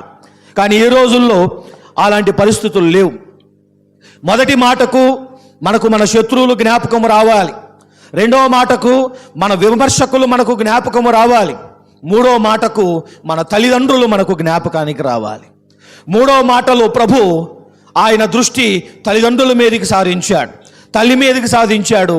తల్లిని చూసుకోవలసిన బాధ్యత జ్యేష్ఠపుత్రునిగా ప్రభువుకున్నది. ప్రభువుకు 4 సహోదరీలు కూడా ఉన్నారని వాక్యం చెప్పుచున్నది. మత్తయి సువార్త 13వ అధ్యాయం 55వ వచనం 56వ వచనంలో ఉన్నది. యాకోబు పెద్ద తమ్ముడు, యోసేపు 2వ తమ్ముడు, సీమోను 3వ వాడు, 4వ వాడు యోదా. ఈ 4 సహోదరులు ఉన్నారు. కానీ యోహాను సువార్త 7వ అధ్యాయం 6వ వచనంలో వారు అవిశ్వాసులు. ఈ 4 ప్రభువును నమ్మలేదు, ప్రభువు యందు విశ్వాసము లేదు, ప్రభు చేసే సేవ మీద వాళ్ళకి నమ్మకం లేదు. అందుకనే తల్లిని ఆత్మబంధువునికి అప్పజెప్పాడు, రక్త బంధువులకు అప్పజెప్పలేదు. తల్లిని ఆత్మబంధువులకు అప్పజెప్పాడు, తోడబుట్టినోళ్ళు రక్త బంధువులకు అప్పజెప్పలేదు. ప్రభు సహోదరులకు అప్పజెప్పలేదు, ఎందుకంటే వారు అక్కడ ఆ రోజు లేరు. తన ఆత్మీయ శిష్యుడు మాత్రమే అక్కడ ఉన్నాడు. కనుకనే అతనికి ఆ భాగ్యం దక్కింది. మరియ తల్లిను అతడు చూసుకునే భాగ్యం అతడు పొందుకున్నాడు. కనుక ఈ క్షణమందు మనం గ్రహించవలసిన మాట ఏమిటంటే, యేసు ధర్మశాస్త్రమును కొట్టివేయ రాలేదు, నెరవేర్చడానికి వచ్చాడు. 5వ ఆజ్ఞ, 10 ఆజ్ఞల్లో 5వ ఆజ్ఞ అన్నిటికంటే సున్నితమైనది. ఆ సున్నితమైన ఆజ్ఞను కూడా ప్రభు నెరవేర్చి చూపిస్తున్నాడు. కానీ ఈ రోజుల్లో తల్లిదండ్రులు బిడ్డల మధ్యన ఈ బంధాలు లేవు, ఈ బంధాలు కనబడడం లేదు. తల్లిదండ్రులు కుమార్తెల మధ్యన ఒక శత్రుత్వం ఏలుబడి చేస్తూ ఉన్నది. ప్రేమలు లేవు, కనీ పెంచిన రుణం తీర్చుకోవడం లేదు. కనుక అనేక మార్లు వారు శత్రువులుగా జీవిస్తూ ఉన్నారు. ఈ రోజుల్లో కోడలు హింస చెందితే వరకట్నం హింసకి చట్టం ఉన్నది. ఏదైనా అన్యాయం మోసం జరిగితే దానికి చట్టం ఉన్నది. రకరకాల వాటి అన్నిటికీ చట్టం ఉన్నది. కానీ తల్లిదండ్రులకు అన్యాయం అయితే దేశంలో చట్టం లేదు. ఎన్ని రకాల మందో వాళ్ళు పోలీస్ స్టేషన్కి వెళ్తూ ఉంటారు. కానీ పోలీస్ స్టేషన్కి వెళ్ళలేని నిస్సహాయులు తల్లిదండ్రులు సొంత బిడ్డల మీద వాళ్ళు ఎలా చెప్పుకుంటారు? సొంత బిడ్డలు ఇలా చేశాడు, సొంత కుమారుడు ఇలా చేశాడు, పెళ్ళైన తర్వాత ఇలా చేశాడు, మర్చిపోయాడు, విడిచిపెట్టేశాడు, తరిమేశాడు, గెంటేశాడు, ఇవ్వడం లేదు, పెట్టడం లేదు, పెట్టనీయడం లేదు. ఇది ఎలా దాని పరిష్కారం? తల్లిదండ్రులైన వారు ఇక ప్రభు రాకడే పరిష్కారం అనుకుంటున్నారు. పొట్టోజించుకుంటే కాళ్ళ మీద పడుతుంది. సొంత బిడ్డల మీద, సొంత కుమారుడి మీద నేను ఎవరికి చెప్పుకుంటాను? పక్కింటి వాళ్ళు కూడా చెప్పుకోలేను, సొంత చెల్లికి చెప్పుకోలేను. నా కొడుకు ఇలా చేస్తున్నాడంటే నా పెంపకాన్ని శంకిస్తారు. నేనేమో బాగానే పెంచాను. చూసారా ఎంత అన్యాయమో? ఒకరోజు ఒక కుమారుడు, అమ్మా నేను ఆటో నడుపుకుంటాను, మరి నాకు చదువు అవ్వలేదు కదా అని అంటే, మరి ఎటనానా అంటే, మరి ఇంటి పత్రాలు ఇస్తే వాళ్ళు లైసెన్స్ ఇస్తారు అని చెప్పి ఇంటి పత్రాలు తీసుకుపోయాడు. పిచ్చి తల్లి చదువుకోలేదు, డబ్బంతా పెట్టి పిల్లోని చదివించింది. ఆ కొంత చదువు అయినా సరే వాడు ఆ చదివితో ఎవరిని మోసం చేశాడు? ఊరు మొత్తంలో సొంత తల్లిని మోసం చేయడానికి పూనుకున్నాడు. ఇది వాస్తవం జరిగింది. రెండవ రోజు పత్రాలు అయితే చేతికిచ్చినట్టు కనపడుతుంది, అవి కలర్ జిరాక్స్లట. అమ్మకి పిచ్చిది కదా, జిరాక్స్కి ఒరిజినల్కి తేడా తెలియదు, చదువుకోలేదు. చదువుకున్న పిల్లోడు చదువుకున్న అమ్మని మోసం చేస్తున్నాడు. రెండో రోజు వచ్చి స్థలం కొలతలు వేస్తున్నారు. ఏంట్రా వీళ్ళు ఎవర్రా స్థలాలు కొలతలు వేస్తున్నారంటే, నీకు తెలియదులే నువ్వు ఊరుకు అంటున్నాడు. లైసెన్స్కి అని చెప్పి ఆస్తి పత్రాలు పట్టుకుపోయాడు. ఈ రోజుల్లో కుటుంబాల్లో వంచన జరుగుతూ ఉన్నది. కనుక ఈవేళ మళ్ళా మన క్రైస్తవ సమాజంలో మనం తిరిగి వ్యవస్థాపించవలసినది 5వ ఆజ్ఞ యొక్క పవిత్రత, 5వ ఆజ్ఞ యొక్క పరిశుద్ధత. 5వ ఆజ్ఞ విషయంలో ప్రభు చెప్పిన మాట కనుక ఈ మాట ఎక్కువగా వివాహం కాబోతున్న వారికి ఒక హెచ్చరిక లాంటిది. వివాహం కొరకు సిద్ధపడుతున్న వారికి ఒక హెచ్చరిక లాంటిది. వివాహానికి సిద్ధపడే ఎట్టి యవనస్తులైనా నా ఇంటికి వచ్చినప్పుడు నేను వాళ్లకు సుమారు గంట పాటు 5వ ఆజ్ఞను వివరిస్తాను. నానా, ఈ రోజు వరకు అంతా అమ్మే నాన్నే అనుకున్నావు, కానీ వివాహమైన తర్వాత అమ్మా నాన్నను మరుస్తావేమో, విడుస్తావేమో, మోసగిస్తావేమో, దూరం పెడతావేమో, దూరం అవుతావేమో, వదిలిపోదామనుకుంటావేమో. నీకు ఏమీ రానప్పుడు, నీకు నడక రానప్పుడు, నీకు మాట రానప్పుడు నిన్ను ఎత్తుకున్నారు. నీలో ఏ అందము, ఏ చదువు, ఏ ఒక్కటి లేనప్పుడు నిన్ను ఎత్తుకుని పెంచి నీకు నడక నేర్పి మాట నేర్పారు. ఆ విధంగానే నువ్వు కూడా బలహీనులైన వారిని ఆ తల్లిదండ్రులను పోషించాలి. నువ్వు మరవకూడదు. ఎందుకంటే అనేక మార్లు 5వ ఆజ్ఞ కుమారుడికి వర్తిస్తుంది కానీ కోడలికి వర్తించడం లేదు. ఆ అమ్మాయి ఏమంటుంది, నువ్వు నా భర్తవి, వీళ్ళిద్దరు ఎవరంటుంది, వీళ్ళిద్దరికి నేను చేయనంటుంది, వీళ్ళిద్దరికి నేను కట్టాలి, ఎందుకు కట్టాలి, ఎందుకు పెట్టాలి, ఎందుకు చేయాలి, ఆలబట్టలు నేను ఎందుకు ఉతకాలి అంటే కుమారుడికి 5వ ఆజ్ఞ యాక్టివేషన్లో ఉంది. కోడలు మాత్రం పెళ్లి రోజుతోనే 5వ ఆజ్ఞ డియాక్టివేట్ చేసుకుని వస్తుంది. 5వ ఆజ్ఞ తీసి గట్టు మీద పెట్టేసింది. ఏమంటుందంటే, మా నాన్న మా ఊర్లో ఉన్నారు, వీళ్ళెవరో నాకు తెలియదు అంటుంది, వీళ్ళెవరో నాకు పరిచయం లేదంటుంది. కానీ వివాహం అంటే ఏమిటి? నీ జనము నా జనము, నీ తల్లిదండ్రులు నా తల్లిదండ్రులు అని అనడమే కదా. కనుక కోడలు ఈరోజు తెలుసుకోవాల్సిన ఒక త్యాగపూరితమైన సంగతి ఏమిటంటే, వివాహం అంటేనే నూతన తల్లిదండ్రులను పొందుకోవడం. ఇద్దరూ ఒక జట్టై ఆ తల్లిదండ్రులను కడదాకా ప్రభు చేసినట్టే మనము కూడా మరణము వరకు, కొన ప్రాణం వరకు ఆయన తల్లి గురించి ఆలోచించారు. ఆ విధంగా ఇక్కడ ఈవేళ మనం తీసుకోవాల్సిన నిర్ణయం, వివాహానికి సిద్ధపడుతున్న మీరు, ఆడపిల్లైనా మగపిల్లైనా, ఈవేళ మీరు తెలుసుకోవాల్సిన సత్యము 5వ ఆజ్ఞ జోలికి పోవద్దు. ఎవరి జోలికి పోవద్దు, ముఖ్యంగా తల్లిదండ్రుల జోలికి పోవద్దు. మిమ్మల్ని ముట్టువాడు నా కనుగుడ్డును ముట్టువాడని ప్రభు తేటగా చెప్పుచున్నాడు. గనుక ప్రార్థన చేసుకుందాం. ఈ మాటను బట్టే దేవుని దగ్గర మన తీర్మానాన్ని తెలియజేద్దాం. ప్రతి కుమారుడు, ప్రతి వివాహితుడు ఈవేళ ఈ ఆజ్ఞను పరిశీలన చేసుకోవాలి. ప్రేమగల మా తండ్రి, నీవు చూపిన ఈ ప్రేమ, ఈ మాటను మా బ్రతుకులలో కూడా ఎట్టి సందర్భములోనైనా నెరవేర్చున్నట్లు ఆత్మశక్తిని మాకు అనుగ్రహించమని నజరేయుడనే యేసు నామములో ప్రార్థించి వేడుకొనుచున్నాను మా తండ్రి, ఆమేన్. 4వ చరణాన్ని నిలబడి పాడుకుందాం. నా దేవా దేవా ఏమి వీడా నాడితి వనుచు శ్రీదేవసుత పలికితి విశ్రమా చెప్పసాఖ్యమా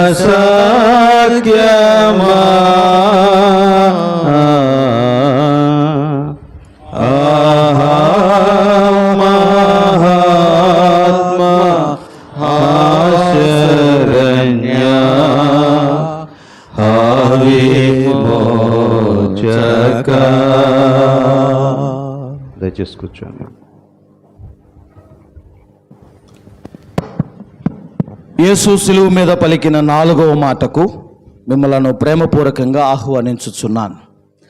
మార్కు సువార్త 15వ అధ్యాయము 33వ వచనము నుండి మధ్యాహ్నము మొదలుకొని 3 గంటల వరకు ఆ దేశమంతటను చీకటి కమ్మెను. 3 గంటలకు యేసు ఏలోయి ఏలోయి లామా సబక్తాని అని బిగ్గరగా కేక వేసెను. ఆ మాటలకు నా దేవా నా దేవా నన్నెందుకు చేయి విడిచితివని అర్థము. దగ్గర నిలుచున్న వారిలో కొందరు ఆ మాటలు విని అదిగో ఏలియాను పిలుచుచున్నాడనిరి. ఒకడు పరిగెత్తిపోయి ఒక స్పంజి చిరకలో ముంచి రెల్లున తగిలించి ఆయనకు త్రాగనిచ్చి తాలుడి ఏలియా వీని దింపవచ్చునేమో చూతుమనెను. అంతట యేసు గొప్ప కేక వేసి ప్రాణము విడిచెను. ప్రార్థన. ప్రేమగల మా తండ్రి, నీవు పలికిన ఈ మాటలో ఉన్న ఆవేదనను, ఆ యొక్క బాధ అంతటిని గ్రహించు శక్తి మాకు అనుగ్రహించమని క్రీస్తు నామములో ప్రార్థించి వేడుకొనుచున్నాను మా తండ్రి. ఆమేన్. 7 మాటలు 2 పోగులు. చీకటికి ముందు పలికిన మాటలు, చీకటి తరువాత పలికిన మాటలు. చీకటికి ముందు పలికిన మాటలు 3, చీకటి తరువాత పలికిన మాటలు 4. మధ్యలో అంతరాయం సుమారు 3 గంటలు. ఈ 3 గంటల పాటు ఆ దేశమంతటా చీకటి కమ్మింది. ఆ చీకటిలో ఏమి సంభవించిందో పూర్తిగా గ్రహించలేము. ఆత్మదేవుడు వాటిని మన కొరకు రాయించలేదు. మర్మయుక్తముగా ఉన్నవి. కానీ సూర్యుడు తొలగింపబడటం వలన, మిట్ట మధ్యాహ్నము సూర్యుడు తొలగింపబడడం వలన, చీకటి కమ్మడం వలన వచ్చే వేదనంతటిని ప్రభు శిలువ మీద 3 గంటల పాటు ఆయన అనుభవించారు. చీకటి పడక ముందు ప్రభు పలికిన 3 మాటలు ఆదరణ మాటలు, ఆదరించే మాటలు. కానీ 3వ గంట నుండి, చీకటి ఎత్తిన తరువాత నుండి మాట్లాడిన 4 మాటలు ఆవేదనతో కూడిన మాటలు. మొదటి 3 ఆదరణ మాటలు, ఆఖరి 4 ఎంతో వేదనతో నిండిన మాటలు. ఆ 4 మాటలలో ప్రభు ఇప్పుడు చీకటి మెల్లమెల్లగా ఎత్తబడుచుండగా, మధ్యాహ్నము 3 గంటల సమయములో ప్రభు పలుకుతున్న మాటలు ఇవి: నా దేవా, నా దేవా, నా నేల చేయి విడిచితివి. ఈ మాటలు ప్రభు పలికి యెషయా గ్రంథం 53వ అధ్యాయం సర్వస్వాన్ని నెరవేర్చుచున్నారు. ఒక్క మాటలో ఆయన గురించి చెప్పబడిన 12 వచనాలు ప్రభు తనలో నెరవేర్చుచున్నారు. ఈ ప్రకటనతో ఆయన సూచించుచున్నారు: నన్నేల చేయి విడిచితివి, నన్నేల చేయి విడిచితివి. అయితే అంతేకాదు, యేసు ఈ మాట పలికి ప్రభు ఆయన కీర్తనలు గ్రంథము 22వ కీర్తన యావత్తును, ముఖ్యంగా మొదటి 18 వచనాలను అక్షరాల ఒకదాని వెంబడి ఒకటి ప్రభు నెరవేర్చుచున్నారు. నెరవేరినవి అని ప్రకటించుచున్నారు. మెట్టుకు ప్రభు ప్రవచనం నెరవేర్చడానికే వచ్చారు కదా. ప్రభు రాయబడినట్టే పోవుచున్నాడు కదా. లేఖనములో ఆయన గురించి చెప్పబడ్డట్టే పోవుచున్నాడు కదా. ఆ మాటను సూచించడానికి ప్రభు ఈ 4వ మాటను ఆయన ఉచ్చరిస్తూ ఉన్నారు. 4వ మాట 7 మాటలలో ఇది మధ్య మాట. ఇది సరిగా మధ్యలో వచ్చే మాట. అటు 3 ఇటు 3 ఉన్నాయి. ఇది సరిగా మధ్యలో వచ్చే మాట. ఈ మాట ప్రత్యేకము. అన్ని మాటల్లో ఈ మాట ప్రత్యేకము. ఎందుకు అనంటే ఈ ఒక్క మాట యేసయ్య స్వంత మాట కాదు. ఇది వాక్యములో ఇంతకు మునుపే ఉన్న మాట. వాక్యములో ఆయనకు తండ్రి కావలసిన వాడు ఈ మాటను ముందే ఉచ్చరించిన మాట ఇది. ఈ మాట మాట కాదు, ఈ మాట వాక్యము, ఈ మాట లేఖనము. ప్రభు ఇక్కడ నిజమే మాటలాడుతున్నట్టు అనిపిస్తుంది. కానీ ఆయన కంఠపాఠముగా ఒక వాక్యాన్ని ఆయన ఎత్తి చూపుతున్నారు. ఆ మాట భావం ఏమిటి? అందుకనే ప్రభువు నా తండ్రి, నా తండ్రి అని అనుటలేదు. గమనించద్దాం.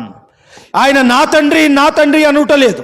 తండ్రి, వీరేమి చేయుచున్నారో వీరు ఎరుగరు అని అన్నవాడు, తండ్రి నీ చేతికి నా ఆత్మను అప్పగించుచున్నాను అని అన్నవాడు, అకస్మాత్తుగా హఠాత్తుగా తండ్రి అనడం మర్చిపోయాడా? తండ్రి అనడం ఆయన ఏమైనా నోరు తప్పాడా? ఆయన మదిలో నుండి తండ్రి పోయాడా? ఎందుకు హఠాత్తుగా తండ్రి అనవలసిన వారిని దేవా అని ఎందుకు అంటున్నాడు?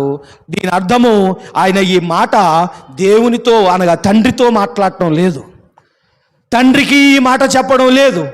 ప్రభు ఎప్పుడైనా సరే ఆయన నోటి నుండి లేఖనం ఎత్తి చూపితే దాని అర్థం ఏంటి? లేఖనం ఎత్తి చూపితే చూడండి, నాతో బైబిల్ త్రిప్పగలిగిన వారు కొద్ది మాటలు నాతో మీరు గమనిస్తే, మొదటిగా మత్తయి సువార్తలోనే 12వ అధ్యాయం 3వ వచనంలో ప్రభు ఏమన్నారో ఎవరైనా బిగ్గరగా చదువుతారా? చదవండి అమ్మా.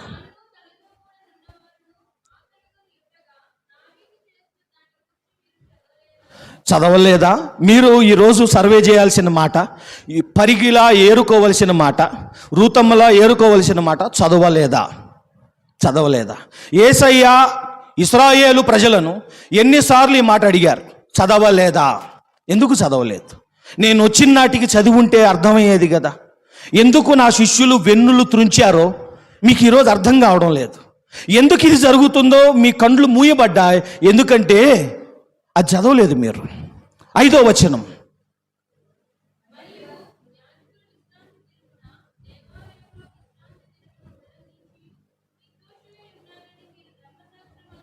చదవలేదా? అది చదవలా. అదన్నా చదువుంటే మీకు అర్థమయ్యేది. సరే, మీకు రాజుల గ్రంథం నచ్చదు, మోషే ధర్మశాస్త్రంలో ఉన్న మాట కూడా మీరు చదవలేదా? కనీసం అది చదివుంటే ఈరోజు పొలంలో ఏం జరిగిందో, విశ్రాంతి దినాన్న మేమేం చేశామో మీకు అర్థమయ్యేది కదా. 19:5 మత్తయి సువార్త 19:5, ఇందు నిమిత్తము పురుషుడు తల్లిదండ్రులను విడిచి తన భార్యను హత్తుకొనును, వారిద్దరును ఏక శరీరులు అవుతురు. చదవలేదా? అది చదవలా మీరు. అందుకనే మీకు వివాహం విషయంలో ఇన్ని డౌట్లు, ఇన్ని అనుమానాలు వస్తున్నాయి. అందుకనే మీరు నన్ను వచ్చి ఈ మాటలు అడుగుతూ ఉన్నారు. ఎందుకంటే మీకు వివాహం కూడా అర్థం కాలేదు. ఎందుకంటే మీరు ఈ మాట మీరు చదవలా. చదివి ఉంటే మీకు ఈరోజు అర్థమయ్యేది. 21వ అధ్యాయం 16వ వచనం, యెరూషలేము జయప్రవేశము, ప్రభు గాడిదనెక్కాడు. చదవండి.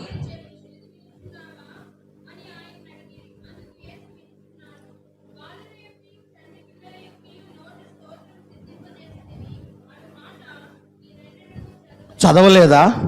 ఎన్నోసారి అయినా ఇది లెక్క పెట్టారా? 4వసారి అడుగుతున్నారు. ఒక బడి పంతులు అడిగినట్టు అడుగుతున్నాడు. చదవలేదా? ఓ పాస్టర్ గారు అడిగినట్టు అడుగుతున్నాడు. చదవలేదా? ఎందుకు చదవలా? ఈరోజు నేను గాడిద ఎక్కి యెరూషలేము ప్రవేశిస్తే నన్ను చూస్తే మీకు జకర్యా గ్రంథం గుర్తు రావాలి కదా. 9వ అధ్యాయం 9వ వచనం మీకు ఫ్లాష్ అవ్వాలి కదా, మీకు గుర్తుకు రావాలి కదా. ఇదేంటో ఎక్కడో చూసినట్టు చదివినట్టు అనిపిస్తుంది అని మీ మనసుకు రావాలి కదా. మీకు రాదు, ఎందుకంటే మీరు చదవరు. ఆఖరిగా 21వ అధ్యాయం 42వ వచనం,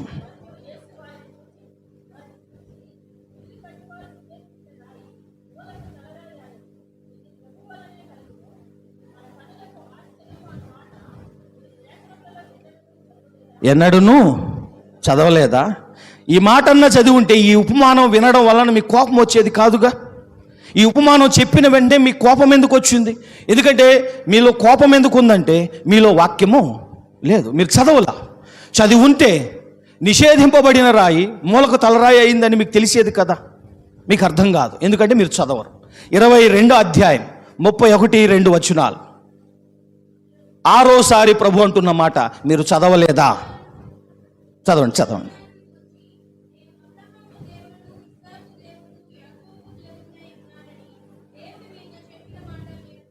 మీరు చదవలేదా? మీకు పునరుద్ధానం అర్థం కాదు.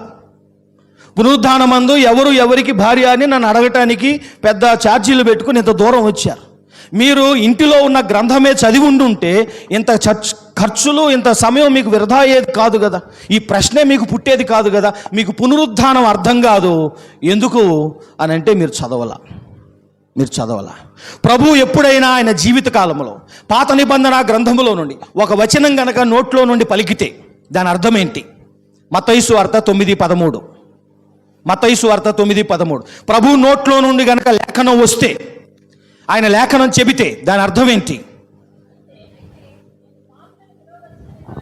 అయితే నేను పాపులను పిలవచ్చి తిని గాని నీతిమంతులను పిలవరాలేదు, గనుక కనికరమనే కోరుచున్నాను గాని బలిని కోరను అను వాక్య భావం ఏమిటో ఇంటికెళ్ళి నేర్చుకుని తర్వాత కలవండి అంటున్నాడు యేసయ్య. ఈరోజు నేను మత్త ఇంట్లో నేను భోంచేస్తూ ఉన్నాను, ఒక సుంకరింట్లో భోంచేస్తున్నాను, పాపులతో కలిసి భోంచేస్తున్నాను. మీకు అర్థం కాదు. మీకు ఎందుకు అర్థం కాలేదంటే హోషియా గ్రంథం 6వ అధ్యాయం 6వ వచనం మీరు చదవలా. హోషియా గ్రంథం 6వ అధ్యాయం 6వ వచనం మీకు చదువుంటే నా చేష్టలు, నా క్రియలు మీకు అర్థమయ్యేవి, నా బోధ మీకు అర్థమయ్యేది, నేను గాడిద ఎక్కినప్పుడు మీకు అర్థమయ్యేది, ఒక ఉపమానం చెబితే మీకు అర్థమయ్యేది, ఒక వెన్ను త్రుంచి తింటే మీకు అర్థమయ్యేది, ఒక చోట భోంచేస్తుంటే నేను మీకు అర్థమయ్యేవాడిని. రాయబడినట్టే నేను అన్నీ చేసుకుంటూ వెళుతున్నాను, రాసింది మీరు చదవలా. మనిషి కుమారుడు రాయబడినట్టే పోవుచున్నాడు, ఎవని వలన పోవుచున్నాడో వానికి శ్రమ. రాయబడినట్టు పోవుచున్నాడు, అందుకనే 4వ మాట అంటున్నాడు. ఇంటికెళ్ళి ఈరోజు కీర్తనలు 22 అధ్యాయం, కీర్తనల గ్రంథం 22 అధ్యాయం మీరు ఇంటికెళ్ళి ఈరోజు 7వ వచనం చదువుకోండి అని అంటున్నారు యేసయ్య. ఆయన నా దేవా నా దేవా నన్నేలా చేయి విడిచితివనంటే అంత పెద్ద కీర్తన, 31 వచనాల కీర్తన. ఆ 31 వచనాల కీర్తనలో ఒక్క మొదటి మాట మాత్రం పలికి ఏమంటున్నారంటే దీని భావం ఏంటో ఈరోజు మీరు నెరవేరింది, ఇంటికి వెళ్ళి చదివి నేర్చుకోండి. చదవండి 7వ వచనము. నన్ను చూచువారందరూ పెదవులు విరిచి తల ఆడించుచు నన్ను అపహసించుచున్నారు. యెహోవా మీద భారము మోపుము, ఆయన వానిని విడిపించునేమో, వాడు ఆయనకు ఇష్టుడు కదా, ఆయన వాణిని. ఈ మాట ఈరోజు నెరవేరింది. వెళ్ళి ఇంటికి వెళ్ళి చదువుకోండి. ఆయన 4వ మాట పలికి ఏమంటున్నారంటే లేఖనం పలికి, లేఖనంలో ఉన్న మొదటి మాట పలికి ఏమంటున్నారంటే ఈరోజు ఈ కొండ మీద 7వ వచనం నెరవేరింది, ఇంటికి వెళ్ళి తెలుసుకోండి. ఎందుకలాగా? ఎందుచేతనంటే ఇశ్రాయేలీలు ప్రతి పండుగకు కొన్ని కీర్తనలను కేటాయించి వాటిని ఆ పండుగల్లో చదవడం వాళ్ళకి ఆచారం. పస్కా పండుగకు వేరుపరిచిన కీర్తన 22వ కీర్తన. పస్కా పండుగ నాడు వాళ్ళు 22వ కీర్తన చదువుతారు. అది ప్రభు పలికినప్పుడు అది ప్రార్థనా సమయం, 3 గంటలు అప్పుడు వాళ్ళు ప్రార్థన చేస్తారు. ఆ ప్రార్థనా సమయంలో ఒక కీర్తన చదవడం వాళ్ళకి సమాజ మందిరంలో ఆచారం. ముఖ్యంగా ఆ రోజు 22వ కీర్తన వాళ్ళు చదువుతారు కనుక ప్రభు ఆయన ఆలోచితంగా ఆ 4వ మాట పలికి ఏమంటున్నారంటే ఈవేళ ఇంటికి వెళ్ళి ముఖ్యంగా మొదటి 18 వచనాలు తేటగా చదువుకోండి. 8వ వచనం కూడా ఈరోజు నెరవేరిందని ప్రభు అంటున్నారు. 8వ వచనం, యెహోవా మీద నీ భారము మోపుము. అది చదివాం కదా. 18వ వచనం చదవగలరా దయచేసి? నా వస్త్రములు వారు పంచుకొనుచున్నారు, నా అంగీ కొరకు చీట్లు వేయుచున్నారు. యెహోవా దూరముగా నుండకము, నా బలమా త్వరపడి నాకు సహాయం చేయము. నా చేతులు పొడిచారు, నా కాళ్ళల్లో పొడిచారు. దావీదు ప్రవక్త అయి ఉండి ఈ మాట చెబుతున్నాడు. ఇంటికి వెళ్ళి మీరు చదువుకోండి. ఈరోజు ఈ కీర్తన నెరవేరింది అని ప్రభు అంటున్నారు అని ఆయన తేటగా చెప్పుచున్నారు. ఈ విధంగా దావీదు ఆత్మలో ఎలాగైతే రాబో మెస్సీ గురించి ప్రవచించాడో ప్రవచింపబడ్డట్టే నేను కూడా విడవబడ్డాను. యేసు పాప పరిహారార్థ బలిగా నుండుటకు మన కొరకు విడవబడ్డాడు. ఆయన విడిపింపబడి ఈవేళ మనం జ్ఞాపకం చేసుకోవాల్సిన మాట, ఆయన మన కొరకు విడిచిపెట్టబడ్డాడు. కానీ ఈవేళ మనకు ఒక అత్యున్నతమైన సహవాసం ఇచ్చి ఆయన మృతి చెందాడు. ఆయన విడిచిపెట్టబడ్డాడు. ఆయన ఎడబాటును ఆయన అనుభవించాడు, ఒంటరితనమును ఆయన అనుభవించాడు. మనకు మాత్రం ఆత్మీయ సంఘ సహవాసము ఇచ్చాడు. మనలను పిలిచేటప్పుడు 1 కొరింథీ పత్రిక 1వ అధ్యాయం 9వ వచనాన్ని బట్టి పిలిచాడు. మనలను ఏకాంతానికి పిలవలేదు, మనలను ఒంటరితనానికి పిలవబడలేదు, మనలను విడిచిపెట్టబడడానికి పిలవలేదు. ఆయన మట్టుకు విడిచిపెట్టబడ్డాడు. ఆయన మాత్రం ఏకాంతాన్ని అనుభవించాడు, ఆ చీకటిలో ఒంటరితనాన్ని అనుభవించాడు, ఆ బయట ఉండే ఆ పండ్లు కొరుకుటను ఆ చీకటిని ఆయన అనుభవించాడు. కానీ మనకు మాత్రం ఆ వేదనలు తప్పించాడు, మనకు సహవాసం ఇచ్చాడు. ఇక ఎప్పటికీ మనం విడిచిపెట్టబడకుండానట్లు ఆయన మన కోసము విడిచిపెట్టబడ్డాడు. గవిని వెలుపట మన కొరకు హింసింపబడ్డాడు. గనుక ఆ విధముగా యేసు ఎలాగైతే తన అయిన వారందరి చేత విడిచిపెట్టబడ్డాడో ఈరోజు మనకు అలా జరగకుండానట్లు నేనంటాడు, నిన్ను విడువను, నేను ఎడబాయను, నేను కునుకను, నిద్రపోను, నేను విడువను, నేను మార్పు లేనివాడను, నిన్న నేడు నిరంతరము ఏకరీతిగా ఉండువాడను, నిన్ను విడిచిపెట్టేది లేదు. ఎందుకని నేను విడిచిపెట్టబడ్డాను, నీకున్న ఏకాంతాన్ని నేను తీసేసుకున్నాను, నీ ఒంటరితనాన్ని నేను తీసేసుకున్నా, నీకు బదులుగా సహవాసాన్ని ఇస్తున్నా, నీకు సమాధానాన్ని ఇస్తున్నా. కనుక సంఘ సహవాసము అన్నిటికంటే శ్రేష్టమైనది. ఇది నమ్మదగిన సహవాసం. సహవాసాలు చాలా రకాలు. ఒక దోపిడీ చేయాలన్నా సమాధానంగా చేయాలి, సహవాసంతో చేయాలి, గొడవలు అవ్వకూడదు. కనుక వాళ్ళకి సహవాసం ఉంది, కానీ అది దొంగతనం కోసం, దోపిడీ కోసం, మోసం కోసం, తగాదాల కోసం. కానీ అన్నిటికంటే శ్రేష్టమైన సహవాసం భూమి మీద సంఘ సహవాసం. ఇది నమ్మదగిన సహవాసం. మన ఒంటిలో విషయాలు, మన ఇంటిలో విషయాలు నమ్మకంగా చెప్పుకుంటే ఇక్కడ మనకు న్యాయం జరుగుతుంది, మన కొరకు ప్రార్థన జరుగుతుంది, మన కొరకు వేడుకోలు జరుగుతూ ఉంటుంది, మనకు ఇక్కడ విడుదల వస్తుంది అన్న నమ్మకం ఉన్న సహవాసం ఇది. కనుక అల్పమైన కారణాల చేత సహవాసాన్ని పోగొట్టుకోవద్దు. చిన్న చిన్న విషయాల వలన మనము అలిగి దేవుడిచ్చిన ఆత్మీయ బంధువర్గాన్ని మనం పోగొట్టుకోవద్దు. ఆత్మీయ సహవాసం. అందుకని ఈరోజు చిన్న బాధ వచ్చిన, వేదన వచ్చిన వెంటనే సంఘం గుర్తుకొస్తుంది. నా పిల్లలకు 10th 7th క్లాస్ చదువుతున్న పిల్లలకు నేను చెప్పాను, నీ బెస్ట్ ఫ్రెండ్స్ చర్చిలో ఉండాలి, స్కూల్ కాలేజీలో కాదు. అక్కడ అన్యులు ఉంటారు, అవిశ్వాసులు ఉంటారు. నీ ప్రాణ స్నేహితులు విశ్వాసులై ఉండాలి, సంఘమై ఉండాలి. జీవితాంతం నీ స్నేహాన్ని నువ్వు ఆ విధంగా సంఘములో కట్టుకోవాలి. అవిశ్వాసులతో నువ్వు ప్రాణ స్నేహం చేస్తే వాళ్ళ వలన నువ్వు బయటికి కొనుక్కోబడతావు, క్రీస్తు నుండి వేరు చేయబడతావు. కనుక నీ సహవాసం సంఘం అవ్వాలి, సంఘానికి విలువ కట్టాలి, సంఘాన్ని ప్రేమించాలి, సంఘములో కొనసాగడానికి ఇష్టపడాలి. ఎంత బాధ ఉన్నా, కష్టమున్నా సంఘములో ఉండాలి, కొనసాగాలి. ఇందులో భాగంగా నేను ఉండాలి, భావించాలి. ఎందుకంటే దీనికోసం ప్రభు ప్రాణం పెట్టాడు. ఈ సహవాసం మనకు ఉండాలని చెప్పి ఎంతో వెలపెట్టి కొని సంపాదించి ఇచ్చిపోయాడు. అంత వెలపెట్టి కొని, అంత శ్రమపడి ఇచ్చిన ఈ సహవాసాన్ని చిన్ని చిన్ని విషయాలకు మనం పోగొట్టుకున్నట్లు ఈవేళ మనం ప్రార్థన చేద్దాం, దేవుణ్ణి అడుగుదాం. అయ్యా, మా సంఘ సహవాసమును కాపాడుకొనడానికి మాకు బలం ఇవ్వు, మాకు శక్తినివ్వు. అల్పమైన విషయాలను బట్టి మేము నాయన ఈ అమూల్యమైన సహవాసమును చెడగొట్టకుండా మేము దీన్ని వృద్ధి చేసుకోవటానికి శక్తినివ్వు. ప్రేమగల మా తండ్రి, అట్టి బలమిచ్చి, అట్టి శక్తినిచ్చి, ఓర్పు సహనమును ఇచ్చి, సంఘమును ప్రేమించి, సంఘమును కట్టి, సంఘముతోనే కడదాకా ఉండి, సంఘస్థులనే ప్రాణ స్నేహితులుగా చేసుకుని కడదాకా వధువు సంఘములో భాగమై ఉండుటకు ప్రతి వారిని ఈ క్షణమందు నీ ఆత్మముద్రతో ముద్రించమని క్రీస్తు నామములో ప్రార్థించి వేడుకొనుచున్నాను మా తండ్రి. ఆమేన్.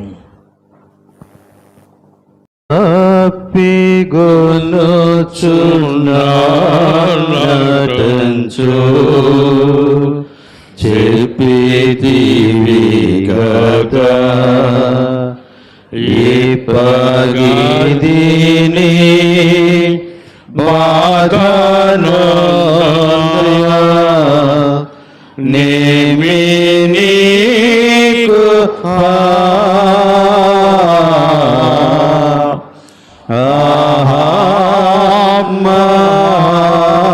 ఆత్మ శరణ్య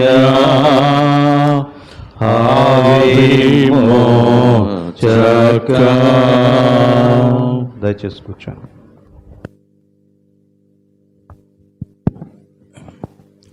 యేసు శిలువ మీద పలికిన 5వ మాటకు మిమ్మల్ని అందరినీ ఆహ్వానించుచున్నాను. యోహాను సువార్త 19వ అధ్యాయము 28వ వచనం.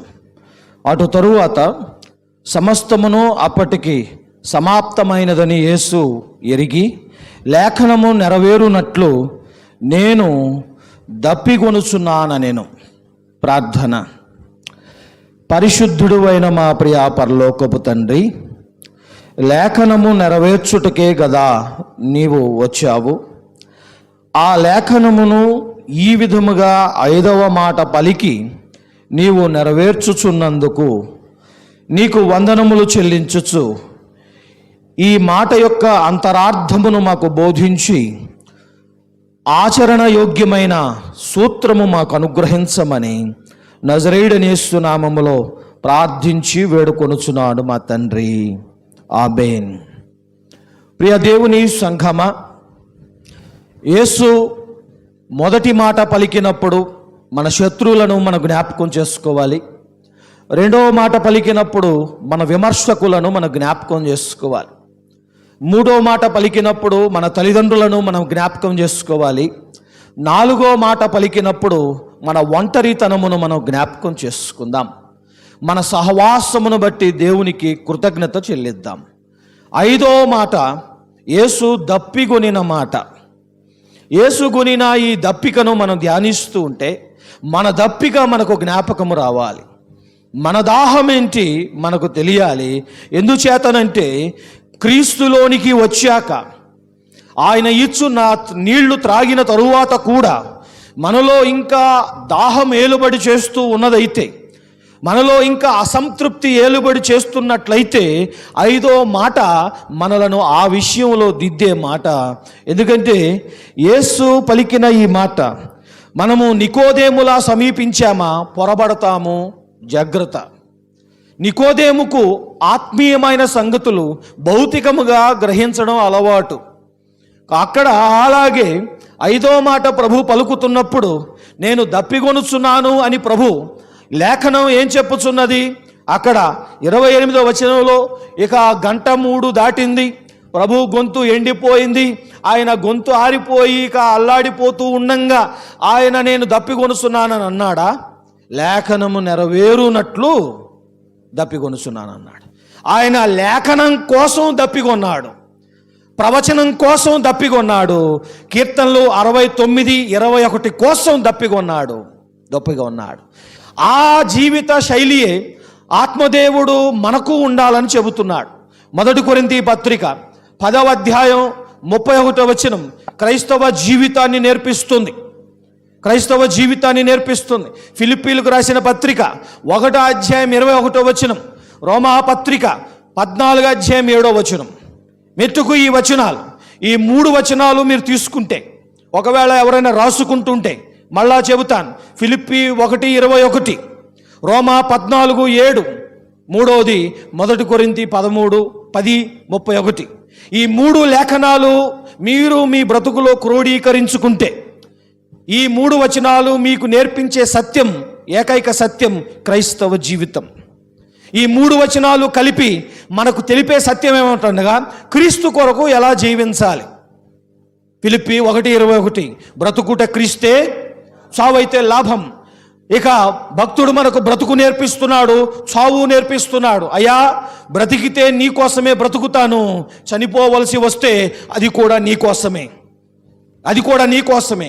నా ఆశల కొరకు చనిపోను, నా కుటుంబం కోసం చనిపోను, నా ఉద్యోగం కోసం చనిపోను, లేదా నా కోరికల కోసం నేను ప్రాణం పెట్టను. నేను నీ కోసమే ఆ ప్రాణం కూడా పెడతాను. నీకే బ్రతికాను, ఆఖరిలో నీ కోసం చనిపోక ఇంకెవరి కోసం చనిపోతాను, బ్రతుకంతా నీ కోసమే బ్రతికాను కదా అని అంటున్నాడు. రోమాపత్రిక 14:7 ఎవడునూ తన కోసము బ్రతుకడు, ఎవడునూ తన కోసము చనిపోడు. మనం బ్రతికినా ప్రభు కోసమే, మనం చనిపోయినా ప్రభు కోసమే, మనం ఏమి చేసినా ప్రభు కోసమే. గనుక బ్రతుకునందును మరణమందును మనం దేవుని సొత్తు అయి ఉన్నాం, మనం దేవుని కొరకు బ్రతకాలి. అంటే ఎలాగా? దానిని వివరించడానికి పౌలు కొరింథీయులకి మాట రాశాడు. 1 కొరింథీ పత్రిక 10వ అధ్యాయం 31వ వచనం. కాబట్టి వినండి జాగ్రత్తగా, మీరు భోజనము చేసినను, మీరు పానము చేసినను, మీరు ఏమి చేసినను సమస్తమును దేవుని మహిమ కొరకు చేయండి. ఏది చేసినా దేవుని మహిమ కొరకు చేయండి. ఎందుకు? మీరు వెలపెట్టి కొనబడిన వారు, మీరు మీ సొత్తు కారు, మీరు దేవుని సొత్తు అయి ఉన్నారు. మీరు ముద్రింపబడిన సొత్తు. ఆత్మ అనే సంచకరువు మనం పొందిన వారం, ఆత్మ అనే ముద్ర మనం పొందిన వారం.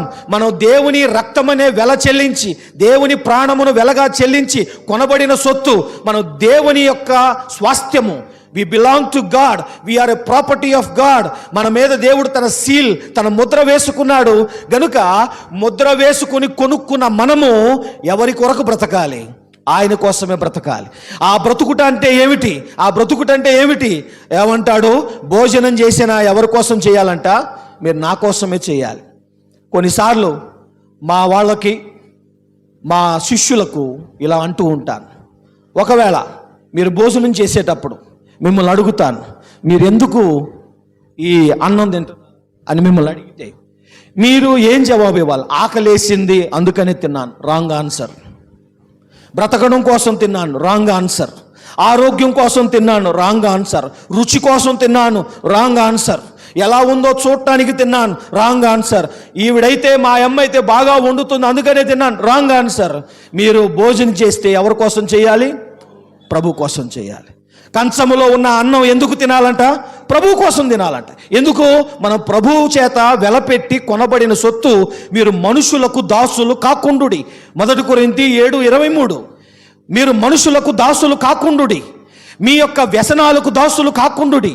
ఆశలు, వాంఛలు, శరీరాశలకు దాసులు కాకుండుడి.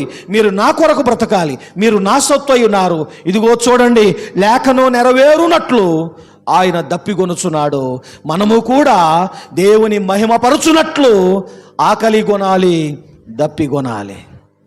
మనం ఇక మీదట ఏమి చేసినా ఇక భోజనం చేశాను, పానం చేశాను, లేచాను, బయలుదేరాను, ఒక పని మీద వెళుతున్నాను, ఒక ఉద్యోగం చేస్తున్నాను.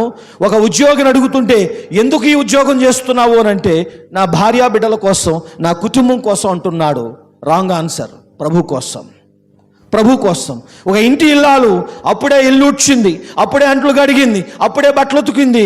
ఎందుకమ్మా ఈ పనులన్నీ చేశావు? పిల్లల కోసం, కుటుంబం కోసం. Wrong answer. ప్రభు కోసం. మీరు మీ సొత్తు కారు. మీరు ఇంకొకరి కొరకు బ్రతకడానికి వీలు లేదు. ప్రభు కోసం బ్రతకాలి. ఆ మాట అంతర్భావమే ప్రభు 5వ మాట పలికి మనకు తెలియజేస్తున్నారు. ఇదిగో లేఖనము నెరవేరునట్లు. ఆ మాట పలకకపోతే ఆయన రాసింది నెరవేరదు. ఆయన దప్పికొనకపోతే, ఆ మాట నోటి మీద పలకకపోతే, ఆయన ఇన్ని శ్రమల పడ్డవాడు ఒక దాహం తట్టుకోలేడా? ఇన్ని శ్రమల పడవాడు ఆయన ఇక 2 మాటలు పలికి చావలసి ఉంది. ఆయన ఇక ఆ రోమీలిచ్చే చిరకే తాగాల? కాదు. వాళ్ళు నాకు దప్పిగొనగా చేదు చిరకను ఇచ్చిరి అన్న లేఖనం నెరవేరునట్లు నేను దప్పిగొనుచున్నాను అని ప్రభు అన్నాడు. లేఖనం కోసం అన్నాడు, దాహం కోసం అనలేదు. ప్రభు నిత్యము మొదట నుండి లేఖనం నెరవేరడం కోసమే బ్రతికారు. యోహాను సువార్త 4వ అధ్యాయం 34వ వచనం. 4:34. యేసు వారిని చూచి, నన్ను పంపిన వాని చిత్తము నెరవేర్చుటయు ఆయన పని తుదముట్టించుటయు నాకు ఆహారమై ఉన్నది. భుజించుటకు నాకు ఆహారం కలదన్నాడు. నాకు వేరే ఆహారం ఉందన్నారు. నా ఆహారం వేరు అన్నారు. నా భోజనం వేరు, నా పానం వేరు అని అన్నాడు ప్రభు. వాళ్ళు ఏమనుకున్నారు? ఎవరైనా ఇక్కడ ఈ ఊరోళ్ళు ఎవరైనా ప్రభువుకు భోజనం పెట్టేశారేమో అనుకున్నారు. ఆ సమరీ స్త్రీని రక్షించడమే ప్రభుకు, ఆ దేవుని చిత్తమును నెరవేర్చడమే ఆహారమై ఉన్నది, పానమై ఉన్నది అని ప్రభు తేటగా తెలియజేస్తున్నాడు. కనుక ప్రియ దేవుని సంఘమా, ప్రభువు కొరకు జీవించడం, ప్రభువు కొరకు బ్రతకడంలో మనము ఇక పొద్దున్నే లేచి స్నానము చేసి బట్టగట్టి భోజనం పానం చేసి బయలుదేరితే, ఒకరోజు ప్రభు కొరకు బ్రతికితే మనం ఇక మీదట ప్రభు కొరకు బ్రతుకువారం, ప్రభు కొరకు జీవించువారం. కనుక అందులో మనం ఎప్పుడైతే ప్రభువునందు కొనసాగుతామో దేవుని వలన తప్పక రాకడ యందు ఆశీర్వదింపబడతాం. ఎందుకంటే ప్రభు కొరకు బ్రతుకువారే ఎత్తబడతారు కదా. ప్రభు కొరకు బ్రతుకువారే కదా ప్రభు వచ్చినప్పుడు ప్రభుతో ఉంటారు. 2 మంచం మీద ఉంటారు, ఒకరే ఎత్తబడతారు. 2 పొలములో ఉంటారు, ఒకరే ఎత్తబడతారు. ఆ ఒక్కరు మనం అవ్వాలి. మీ కుటుంబం, నా కుటుంబం విడవబడకుండా ఎత్తబడాలి. ఆ కృప దేవుడు మనందరికీ అనుగ్రహించునుగాక. ప్రార్థన.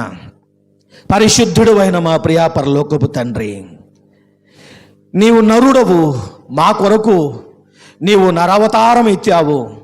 నీవు మా కొరకు శరీరధారివయ్యావు. మా వలె అన్ని శ్రమలు అనుభవించు నిమిత్తమే నీవు ఈ మాట పలుకుచున్నావు. లేఖనం నెరవేరునట్లే ఈ మాట పలుకుచున్నావు. నువ్వు దేవుడవు, నీకు దాహం ఉండదు, నీకు ఆకలి ఉండదు.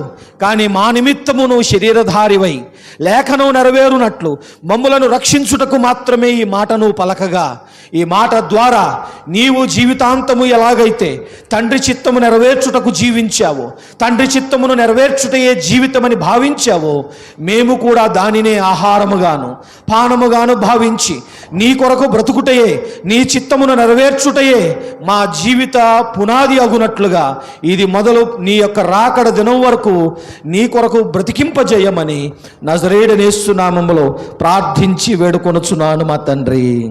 ఆమేన్. ఆమేన్. 6వ చరణాన్ని నిలువబడి పాడుకుందాం. శ్రమ ప్రమాదములను గొప్ప శబ్దమే తిహా సమాప్తమైన దంచు తెలిపి సమసితి గదా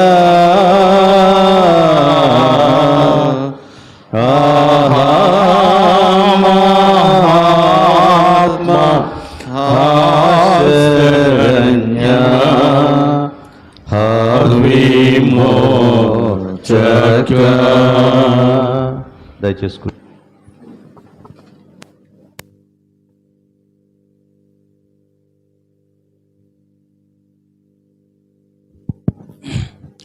ప్రభు శిలువ మీద నుండి పలికిన 6వ మాటకు మిమ్మల్ని అందరినీ ప్రేమపూర్వకంగా ఆహ్వానిస్తూ ఉన్నాను. యోహాను సువార్త 19వ అధ్యాయం 30వ వచనం. యేసు ఆ చిరక పుచ్చుకొని సమాప్తమైనదని చెప్పి తల వంచి ఆత్మను అప్పగించెను. ప్రార్థన. ప్రేమగల మా తండ్రి, శిలువ మీద నీవు చేసిన ఈ ప్రకటన భావమేమిటో నీ ఆత్మ సహాయముతో మాకు బోధించి మేమును నీ కుమారుని వలె మాకు అప్పగించిన పనులన్నిటినీ చేసి ముగించు కృప మాకు అనుగ్రహించమని నజరేయుడైన యేసు నామములో ప్రార్థించి వేడుకొనుచున్నాను మా తండ్రి. ఆమేన్. ప్రియా దేవుని సంఘమ, 5వ మాట 6వ మాట 2 జత. రెండు ఒకదాని వెంట ప్రభు ఒకటి పలికినట్టు మనం గమనిస్తాం. దాదాపు రెండిటి భావము, ఒక భాగము 5వ మాటలో ఉంటే ఒక భాగము 6వ మాటలో ఉన్నట్టు మనం భావించవచ్చు. ప్రభు ఇక్కడ ఏమంటున్నారు? నేను దప్పిగొనుచున్నాను అన్నట్టే సమాప్తమైనది అని ప్రభు పలుకుతున్నారు. ఈసారి ఒక్క పదమే ఆయన బిగ్గరగా పలుకుతూ ఉన్నారు. కనుక ఈ మాట ఒక ప్రకటన. ఇది ఎవరు చేసే ప్రకటన? ఆ రోజులలో ఒక ప్రధాన యాజకుడు ఇశ్రాయేలు దేశంలో ప్రతి సంవత్సరము 7వ మాసము 10వ తారీఖున అతడు అర్పించు ప్రాయశ్చిత్తార్థ బలి కార్యము ముగించిన తరువాత ప్రజలందరూ చూస్తూ ఉండంగా, ఆ రోజుల్లో మరి ఇటువంటి యంత్రాలు, ధ్వని యంత్రాలు లేవు గనుక ఆ రోజుల్లో సైగులతోనే దూరంగా చూసే వాళ్ళకి వేలు లక్షల మంది వాళ్ళ ప్రధాన యాజకుని దూరంగా చూస్తున్నప్పుడు కార్యం ముగిసింది, పని పూర్తయింది అని వాళ్ళు తెలుసుకోవడానికి ప్రధాన యాజకుడు నడుముకు కట్టుకున్న దట్టిని రొమ్ముకు కట్టుకుని ఒక పాత్రను ఎత్తుకుని ఎప్పుడైతే నీళ్లు త్రాగి ఆయన సమాప్తమైనదని బిగ్గరగా కేక వేసేవాడో అప్పుడు ప్రజలందరికీ బలికార్యం పూర్తయింది, మన గృహాలకు మనం తిరిగి వెళ్ళొచ్చు అని వాళ్ళకి తెలిసేది. యేసు మెల్కీసెదెకు క్రమము చొప్పున మన క్రొత్త నిబంధన ప్రధాన యాజకుడై ఉన్నాడు.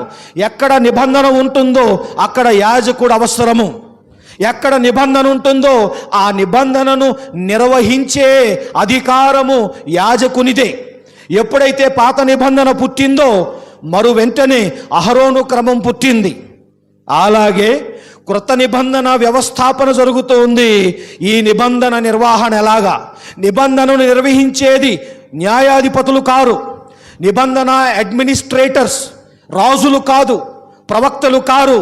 నిబంధనను అనుదినము దాని సంబంధమైన బాధ్యతలు ఆఫీస్ వర్క్ చేసేది ఎవరా అంటే యాజకులు. దేవుడు ఆ దేశపు బాధ్యతలను యాజకులకు ఇచ్చాడు. యాజకులు దేవుని నడిపించాలి.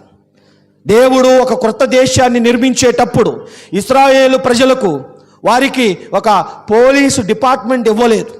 మీలో తప్పు చేస్తే ఆ తప్పు చేసిన వాళ్ళు పట్టుకోవటానికి, నేర పరిశోధన చేయటానికి మీకు ఇట్లాంటి వ్యవస్థ ఒకటి ఉండాలని ప్రభు చెప్పలా. మీకు ఒక రాజులు ఉండాలని ప్రభు చెప్పలేదు. మీకు ఈ విధంగా మరి పై పక్క దేశాలలో పక్క రాష్ట్రాలలో ఉన్నట్టుగా మీకు ఉండాలని చెప్పలేదు. ప్రభువు వారి దేశమును యాజకులకు అప్పగింపాడు. క్రొత్త నిబంధనలో మనము కూడా మన యాజకుడైన యేసు క్రీస్తుకు మనం అప్పజెప్పబడుతూ ఉన్నాం. మనం ఆయనకు జవాబుదారులము. మనం ఆయనకి లెక్క అప్పజెప్పాలి. ఆయన ప్రధాన యాజకత్వాన్ని అంచెలంచెలుగా ఎలాగా ఆయన నిరూపించుకుంటున్నాడో మీరు చూడండి. కైపా ఎదుట నిలబడ్డప్పుడు పాత నిబంధన ముందు క్రొత్త నిబంధన నిలబడింది. పాత నిబంధన ముందు క్రొత్త నిబంధన నిలబడింది. అన్నా ఎదుట నిలబడ్డప్పుడు పాత నిబంధన ప్రధాన యాజకుని ఎదుట క్రొత్త నిబంధన ప్రధాన యాజకుడు నిలబడ్డాడు. ఇద్దరు ప్రధాన యాజకులు మాట్లాడుకుంటున్నారు. యేసు మన ప్రధాన యాజకుడు. యేసు మన ప్రధాన యాజకుడు. ఎప్పుడైతే గెత్సెమనే తోటలో ప్రధాన యాజకుని సేవకుని చెవి ప్రభు అంటించారో, తెగి నరకటంలో ఆ చెవి నరకటంతో ప్రధాన యాజకత్వం పోయింది. అంటించటంతో కొత్త యాజకత్వం పుట్టింది. దాసులకు ఆ రోజుల్లో చెవి నరికేవారు. దాసులకు ఆ రోజుల్లో చెవి అక్కడ నుండి పూర్తిగా కొన్నిసార్లు కదురుతో గుచ్చేవారు, కొన్నిసార్లు సగము చెవు కోసేసేవారు, కొన్నిసార్లు పూర్తి చెవే తీసేసేవారు, కోసి తీసేసేవారు. చెవు నరకబడిన వాడు జీవితాంతపు దాసుడు. చెవి నరకబడిన వాడు జీవితాంతపు దాసుడు. పేతురు ఈ ప్రధాన యాజకుని దాసుడు. ఆ ప్రధాన యాజకుని దాసుని చెవి నరికేశాడు. ఈ ప్రధాన యాజకుని దాసుడు పేతురు, ఆ ప్రధాన యాజకుడి దాసుడు మల్కు. రెండు యాజకత్వాలు ఇక్కడ పోటీ పడుతున్నాయి, తలపడుతున్నాయి.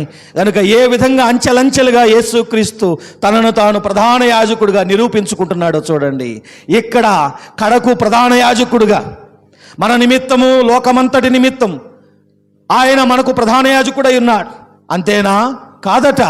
ప్రధాన యాజకుడు ఏటేటా అతి పరిశుద్ధ స్థలములోనికి తనది కాని రక్తమును పట్టుకుపోయేవాడు. కానీ ఈ ప్రధాన యాజకుడు భిన్నము. తన స్వరక్తాన్ని పట్టుకున్నాడు. తన స్వరక్తాన్ని పట్టుకున్నాడు. ఆయన పట్టుకున్న పాత్రలో రక్తం ఎవరిది? ఆయనదే. యాజకుడు ఆయనే, అర్పణ ఆయనే. యాజకుడు ఆయనే, అర్పణ ఆయనే. ఆయన ఎప్పుడైతే రక్తము కార్చి సమస్తము నెరవేరిందని గ్రహించాడో ప్రధాన యాజకునిలా ప్రకటిస్తున్నాడు, నేను నెరవేర్చడానికి వచ్చిన రక్షణ ప్రణాళిక సిద్ధించింది.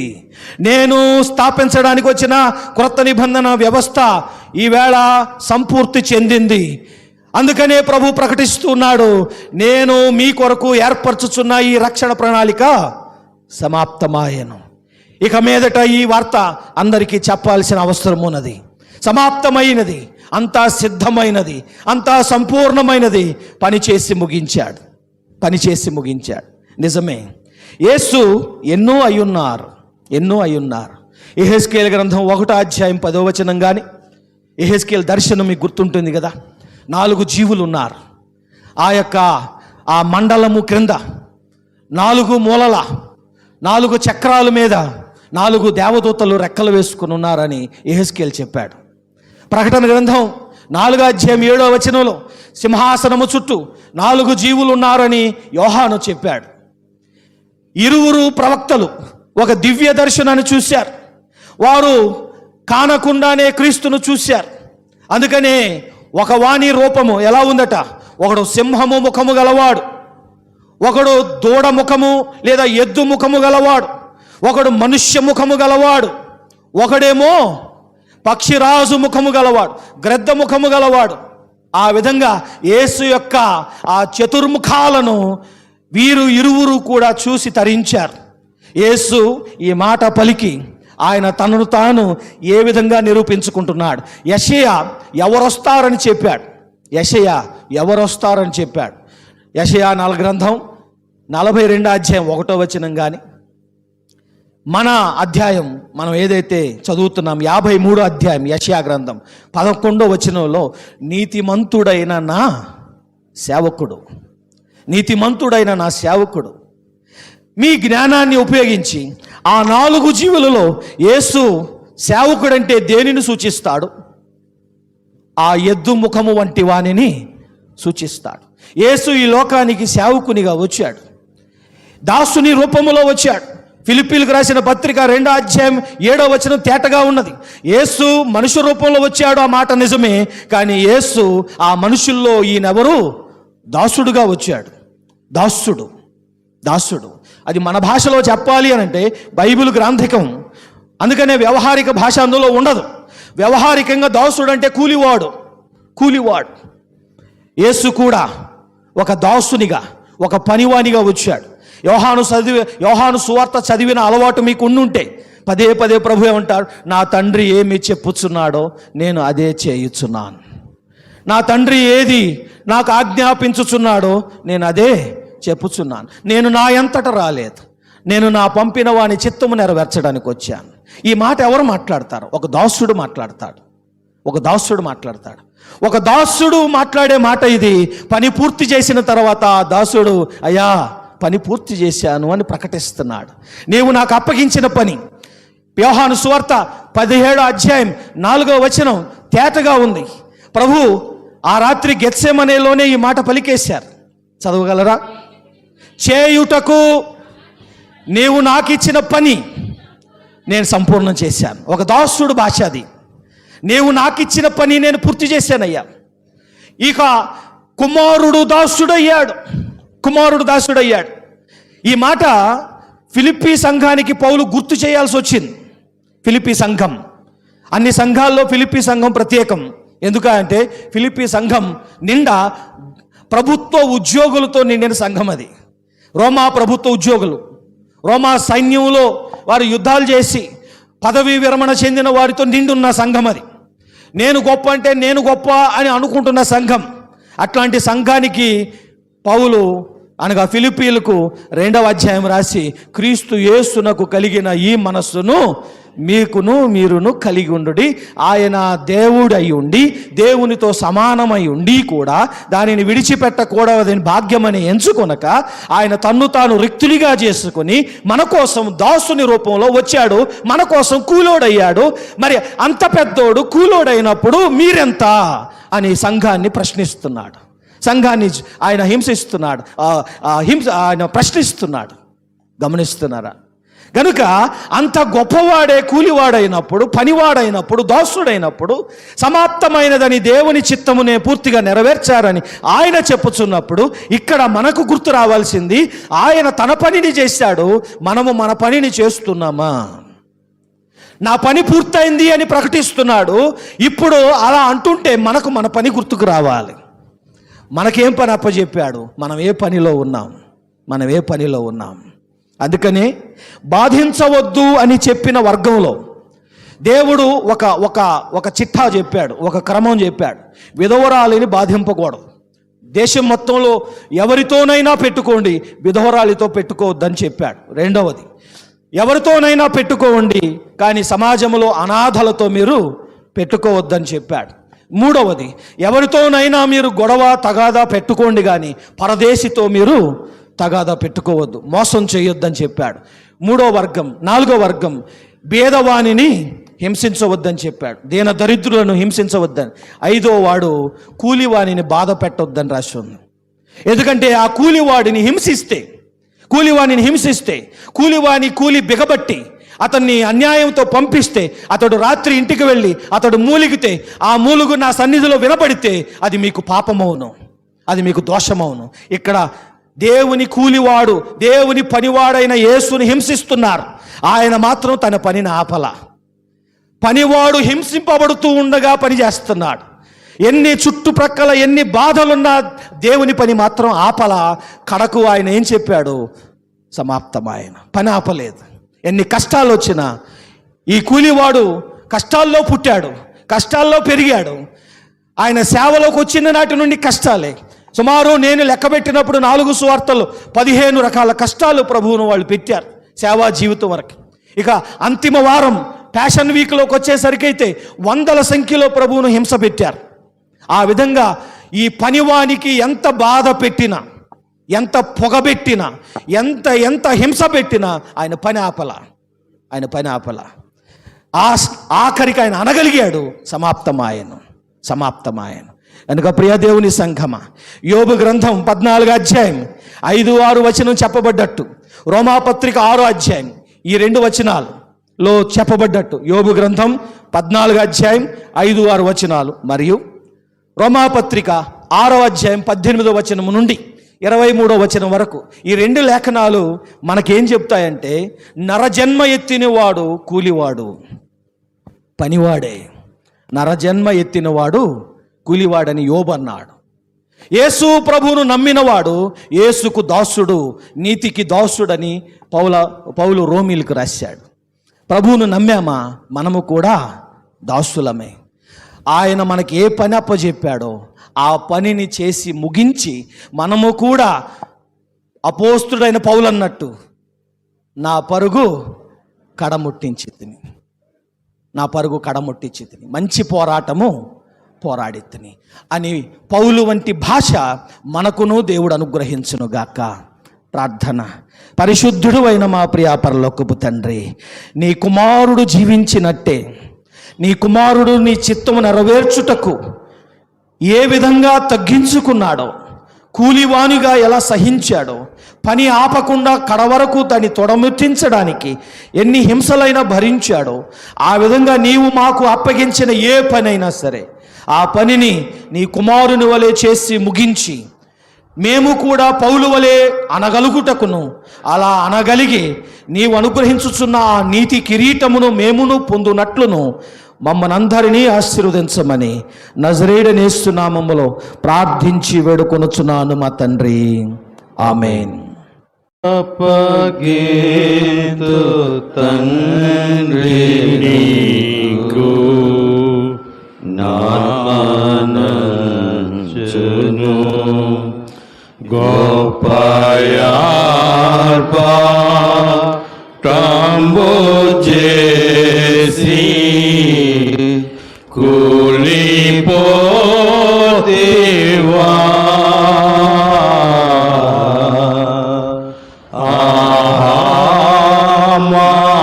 మహాత్మ శరణ్య అవిమోచక ద్రోహరహిత చంపే నిన్ను నా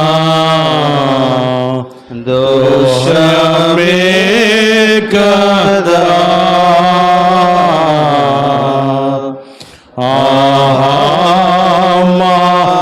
మహాత్మ శరణ్య విమోచక. దయచేసి కూర్చోండి.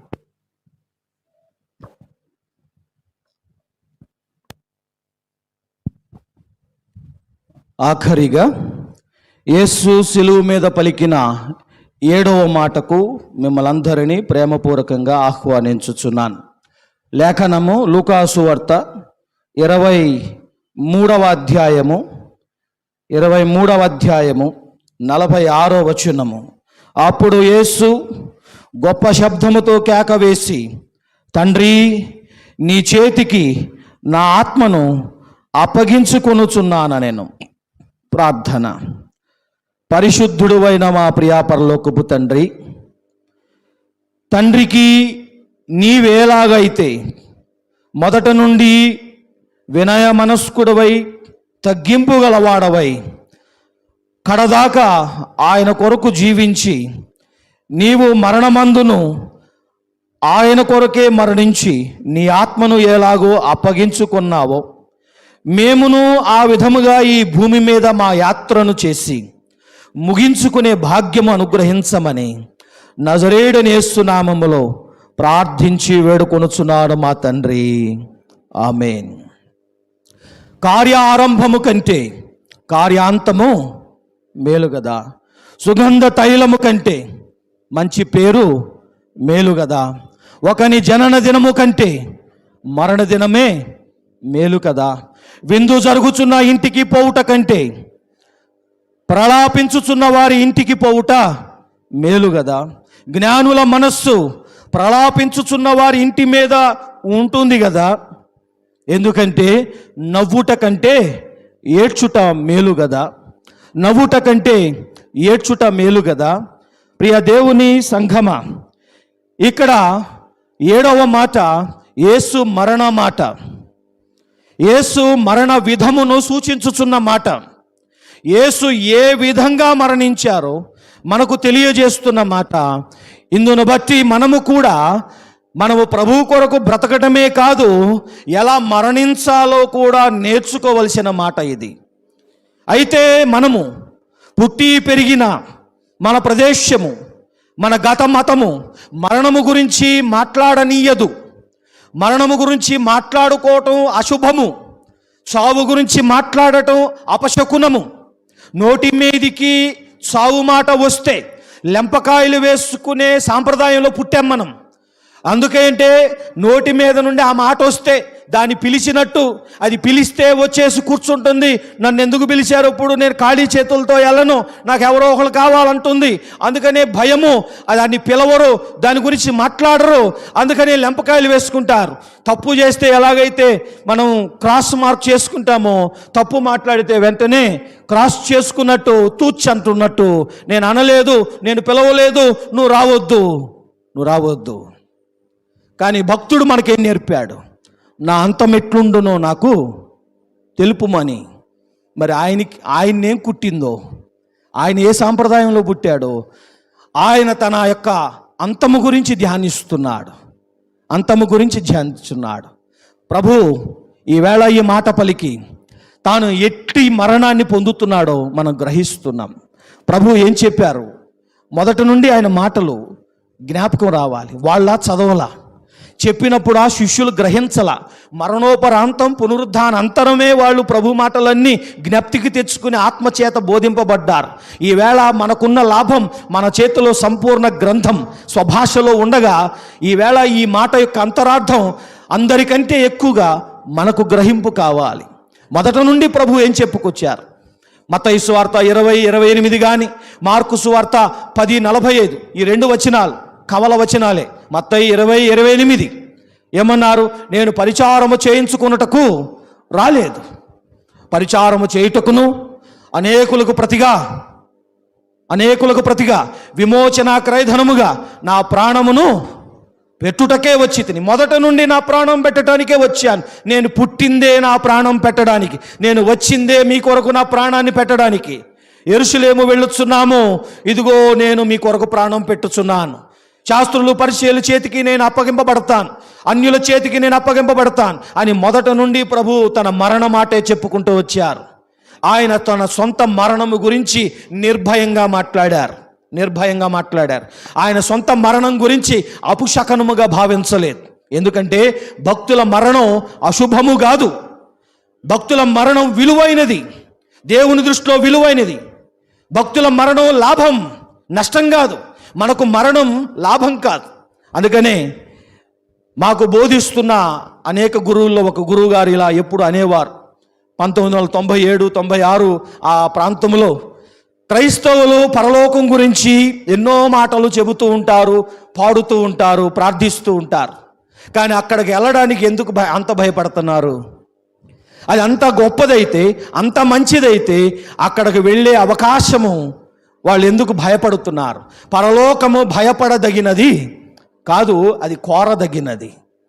అందుకనే ఈ మాట మధ్య వయసులో ఉన్నవారికి అర్థం కాదు, పిల్లలకు అసలు అర్థం కాదు. ఎవరైనా ఇక్కడ 60, 70, 80 దాటి ఉంటే వాళ్ళు ఎప్పుడు ప్రభువును పొద్దున్నే లేచి ఏమంటారంటే, ఈరోజు కూడా నువ్వు రాలేదా, నువ్వు వస్తావా, నన్ను రమ్మంటావా అనేవాళ్ళు బహుశా ఇక్కడ కూడా ఉన్నారేమో. బ్రతికి సాలు వచ్చేసింది, బ్రతికి అలసట వచ్చేసింది. ఇదే సూర్యుడు, ఇదే పగలు, అవే 3 పూటల భోజనం చేసి వండిపెట్టి తరించి ఇక చేయడానికి పనులేమీ లేక 70, 80, 90 దాటిన వాళ్ళు ఏమంటూ ఉంటారంటే, అయ్యా నన్ను తీసుకో, ఇక చాలు, నన్ను ఎప్పుడు తీసుకుంటావు? ఎందుకో వాళ్ళకి పైకి వెళ్ళాలన్న వాంఛ వాళ్ళకు కలుగుతూ ఉంది. ఆ మాట నిజమే. ఎందుకంటే దినముల మధ్యన నన్ను కొనిపోకుము అని భక్తుడు ప్రార్థన చేశాడు. దినముల మధ్యన నన్ను కొనిపోకుము, నీవు నాకు అప్పగించిన పని పూర్తి చేసేంత వరకు నన్ను కొనిపోవద్దు, నన్ను ఉంచు. కానీ పోవలసి వచ్చినప్పుడు నేను భయపడను, నిన్ను కలవాల్సి వచ్చినప్పుడు నేను నిన్ను భయపడను. ఎందుకంటే క్రైస్తవ మరణం గృహప్రవేశము లాంటిది, ఈ ఇల్లు వదిలి ఆ ఇంటికి వెళ్ళే లాంటిది. క్రైస్తవ మరణం మనకు పెద్దింటికి వెళ్ళడం లాంటిది. క్రైస్తవ మరణం మనకు క్రొత్త ఆరంభం. మరణం అంతం కాదు, మరణం మనకు ఆరంభం. మన కలలన్నీ నెరవేరే సమయం మన మరణం.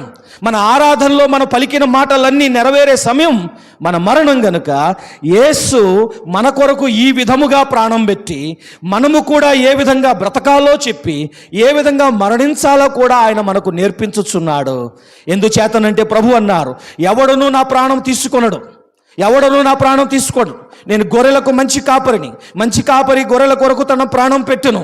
నా ప్రాణం పెట్టుటకు నాకు అధికారము కలదు, దాని వెనుకకు తీసుకొనుటకు నాకు అధికారము కలదు. యేసును ఎవరు చంపారు? సైనికులు చంపారా? దెబ్బలకు చనిపోయాడా? రోగానికి చనిపోయాడా? జ్వరానికి చనిపోయాడా? మరి రక్తహీనతకు చనిపోయాడా?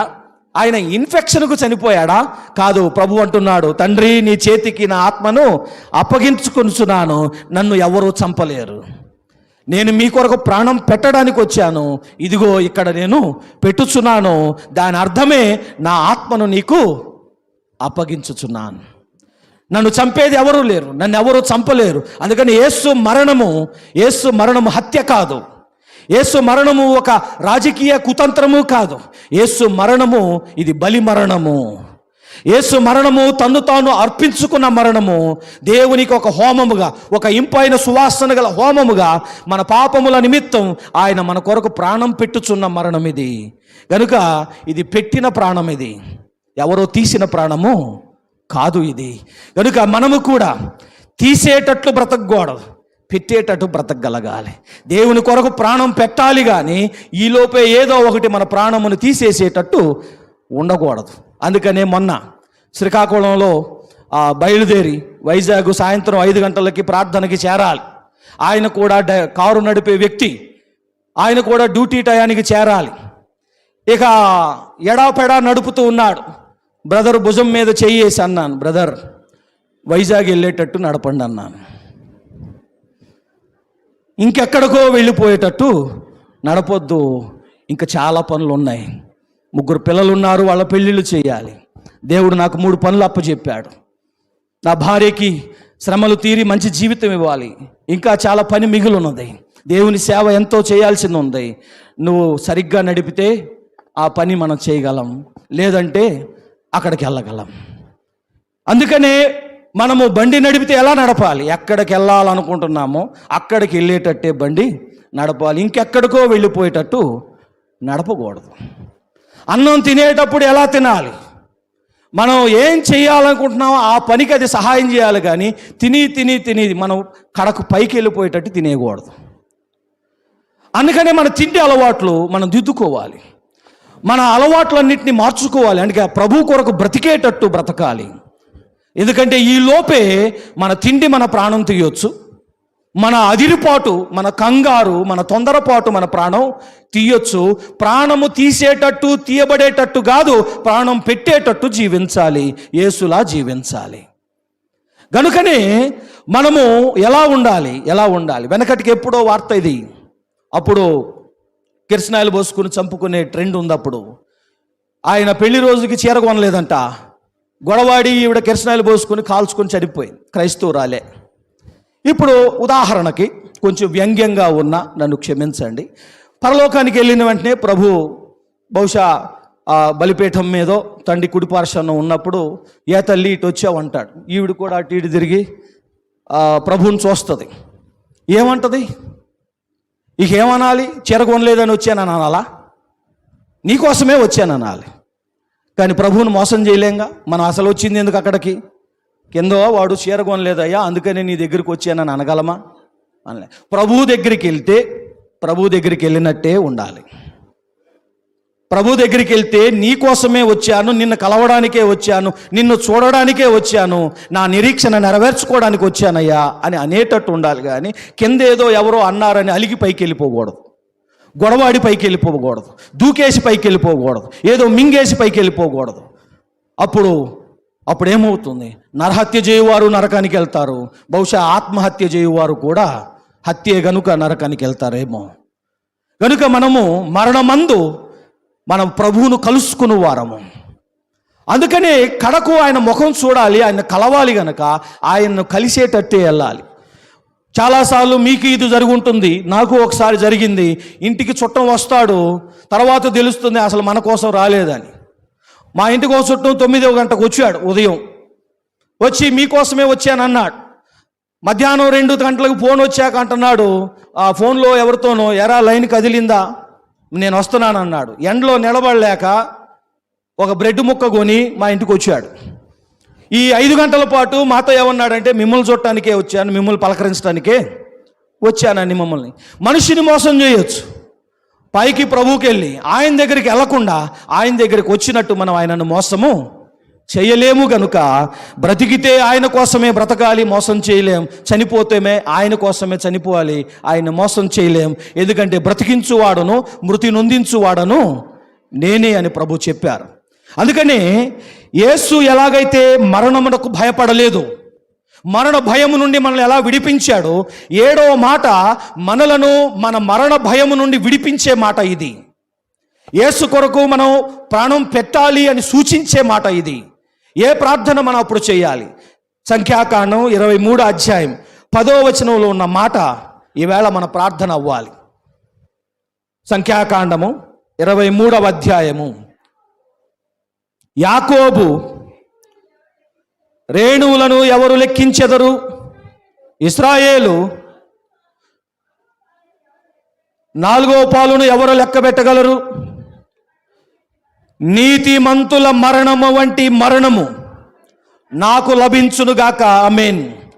నీతిమంతుల మరణము వంటి మరణము నాకు లభించునుగాక, వారి అంతము వంటి అంతము నాకు కలుగునుగాక. ఆ విధంగా యేసు వద్ద మనము నేర్చుకునేది ఏమిటంటే, ఆయన మన కొరకు ప్రాణం పెట్టాడు, దేవునికి తన్ను తాను అర్పించుకున్నాడు. మనము కూడా ప్రభు కొరకు జీవించు వారమై ఉన్నాం.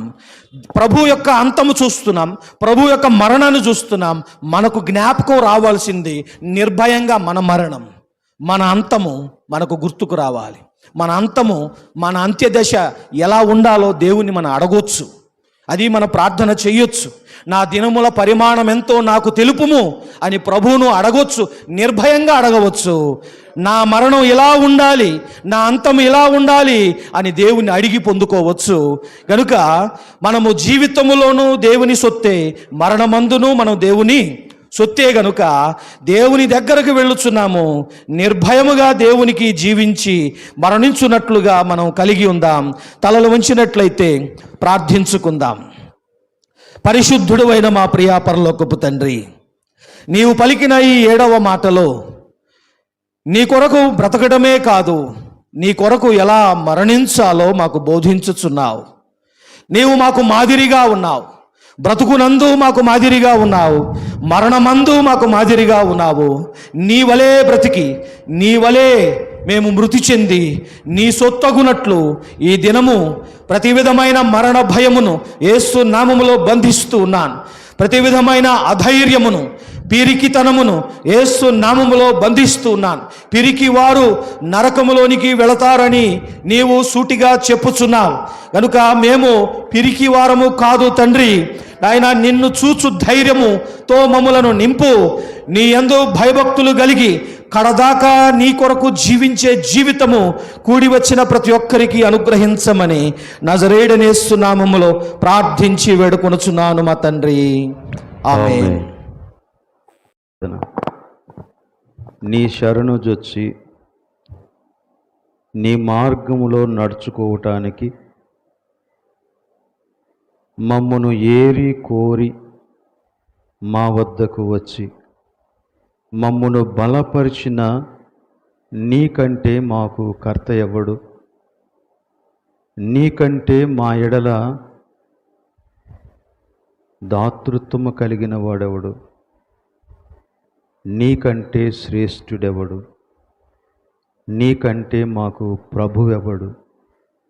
నీవే మాకు కర్తవు, నీవే శ్రేష్ఠుడవు, నీవే ప్రభుడవు. మా జీవితములను నీ పాదాల దగ్గర పెడుతూ ఉన్నాం.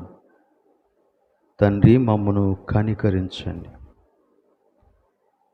నీ శరణు జొచ్చిన వారిగా మేము ఈ లోకములో మా జీవిత దినాలన్నిట సంతృప్తి కలిగినటువంటి వారమై కడవరకు ప్రయాణించటానికి మాకు నీ కృపనిమ్మని ప్రార్థన చేస్తూ ఉన్నాం. అవును ప్రభువా, మా దినముల మధ్యలో మేము మా ప్రయాణాన్ని ఆపేయకుండా మమ్మను బలపరచండి. ఇక్కడ నుంచి మేము బయలుదేరుతూ ఉండగా మాతో నీ సన్నిధి ఉంచండి. మేము నీ కొరకు జీవించులాగన సహాయం దయచేయండి.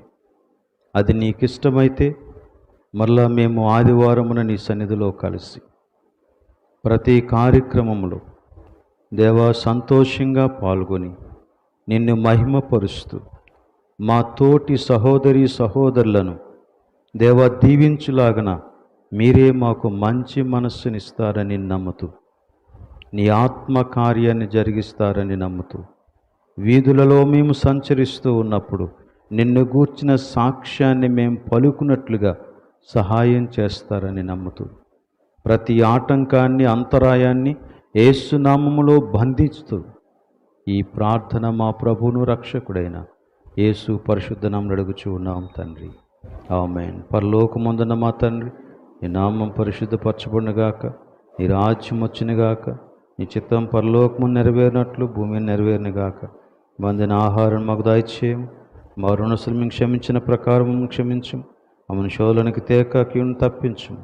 ఎందుకనగా రాజ్యము, బలము, మహిమ నిరంతరము నీవైనావు తండ్రి, ఆమేన్.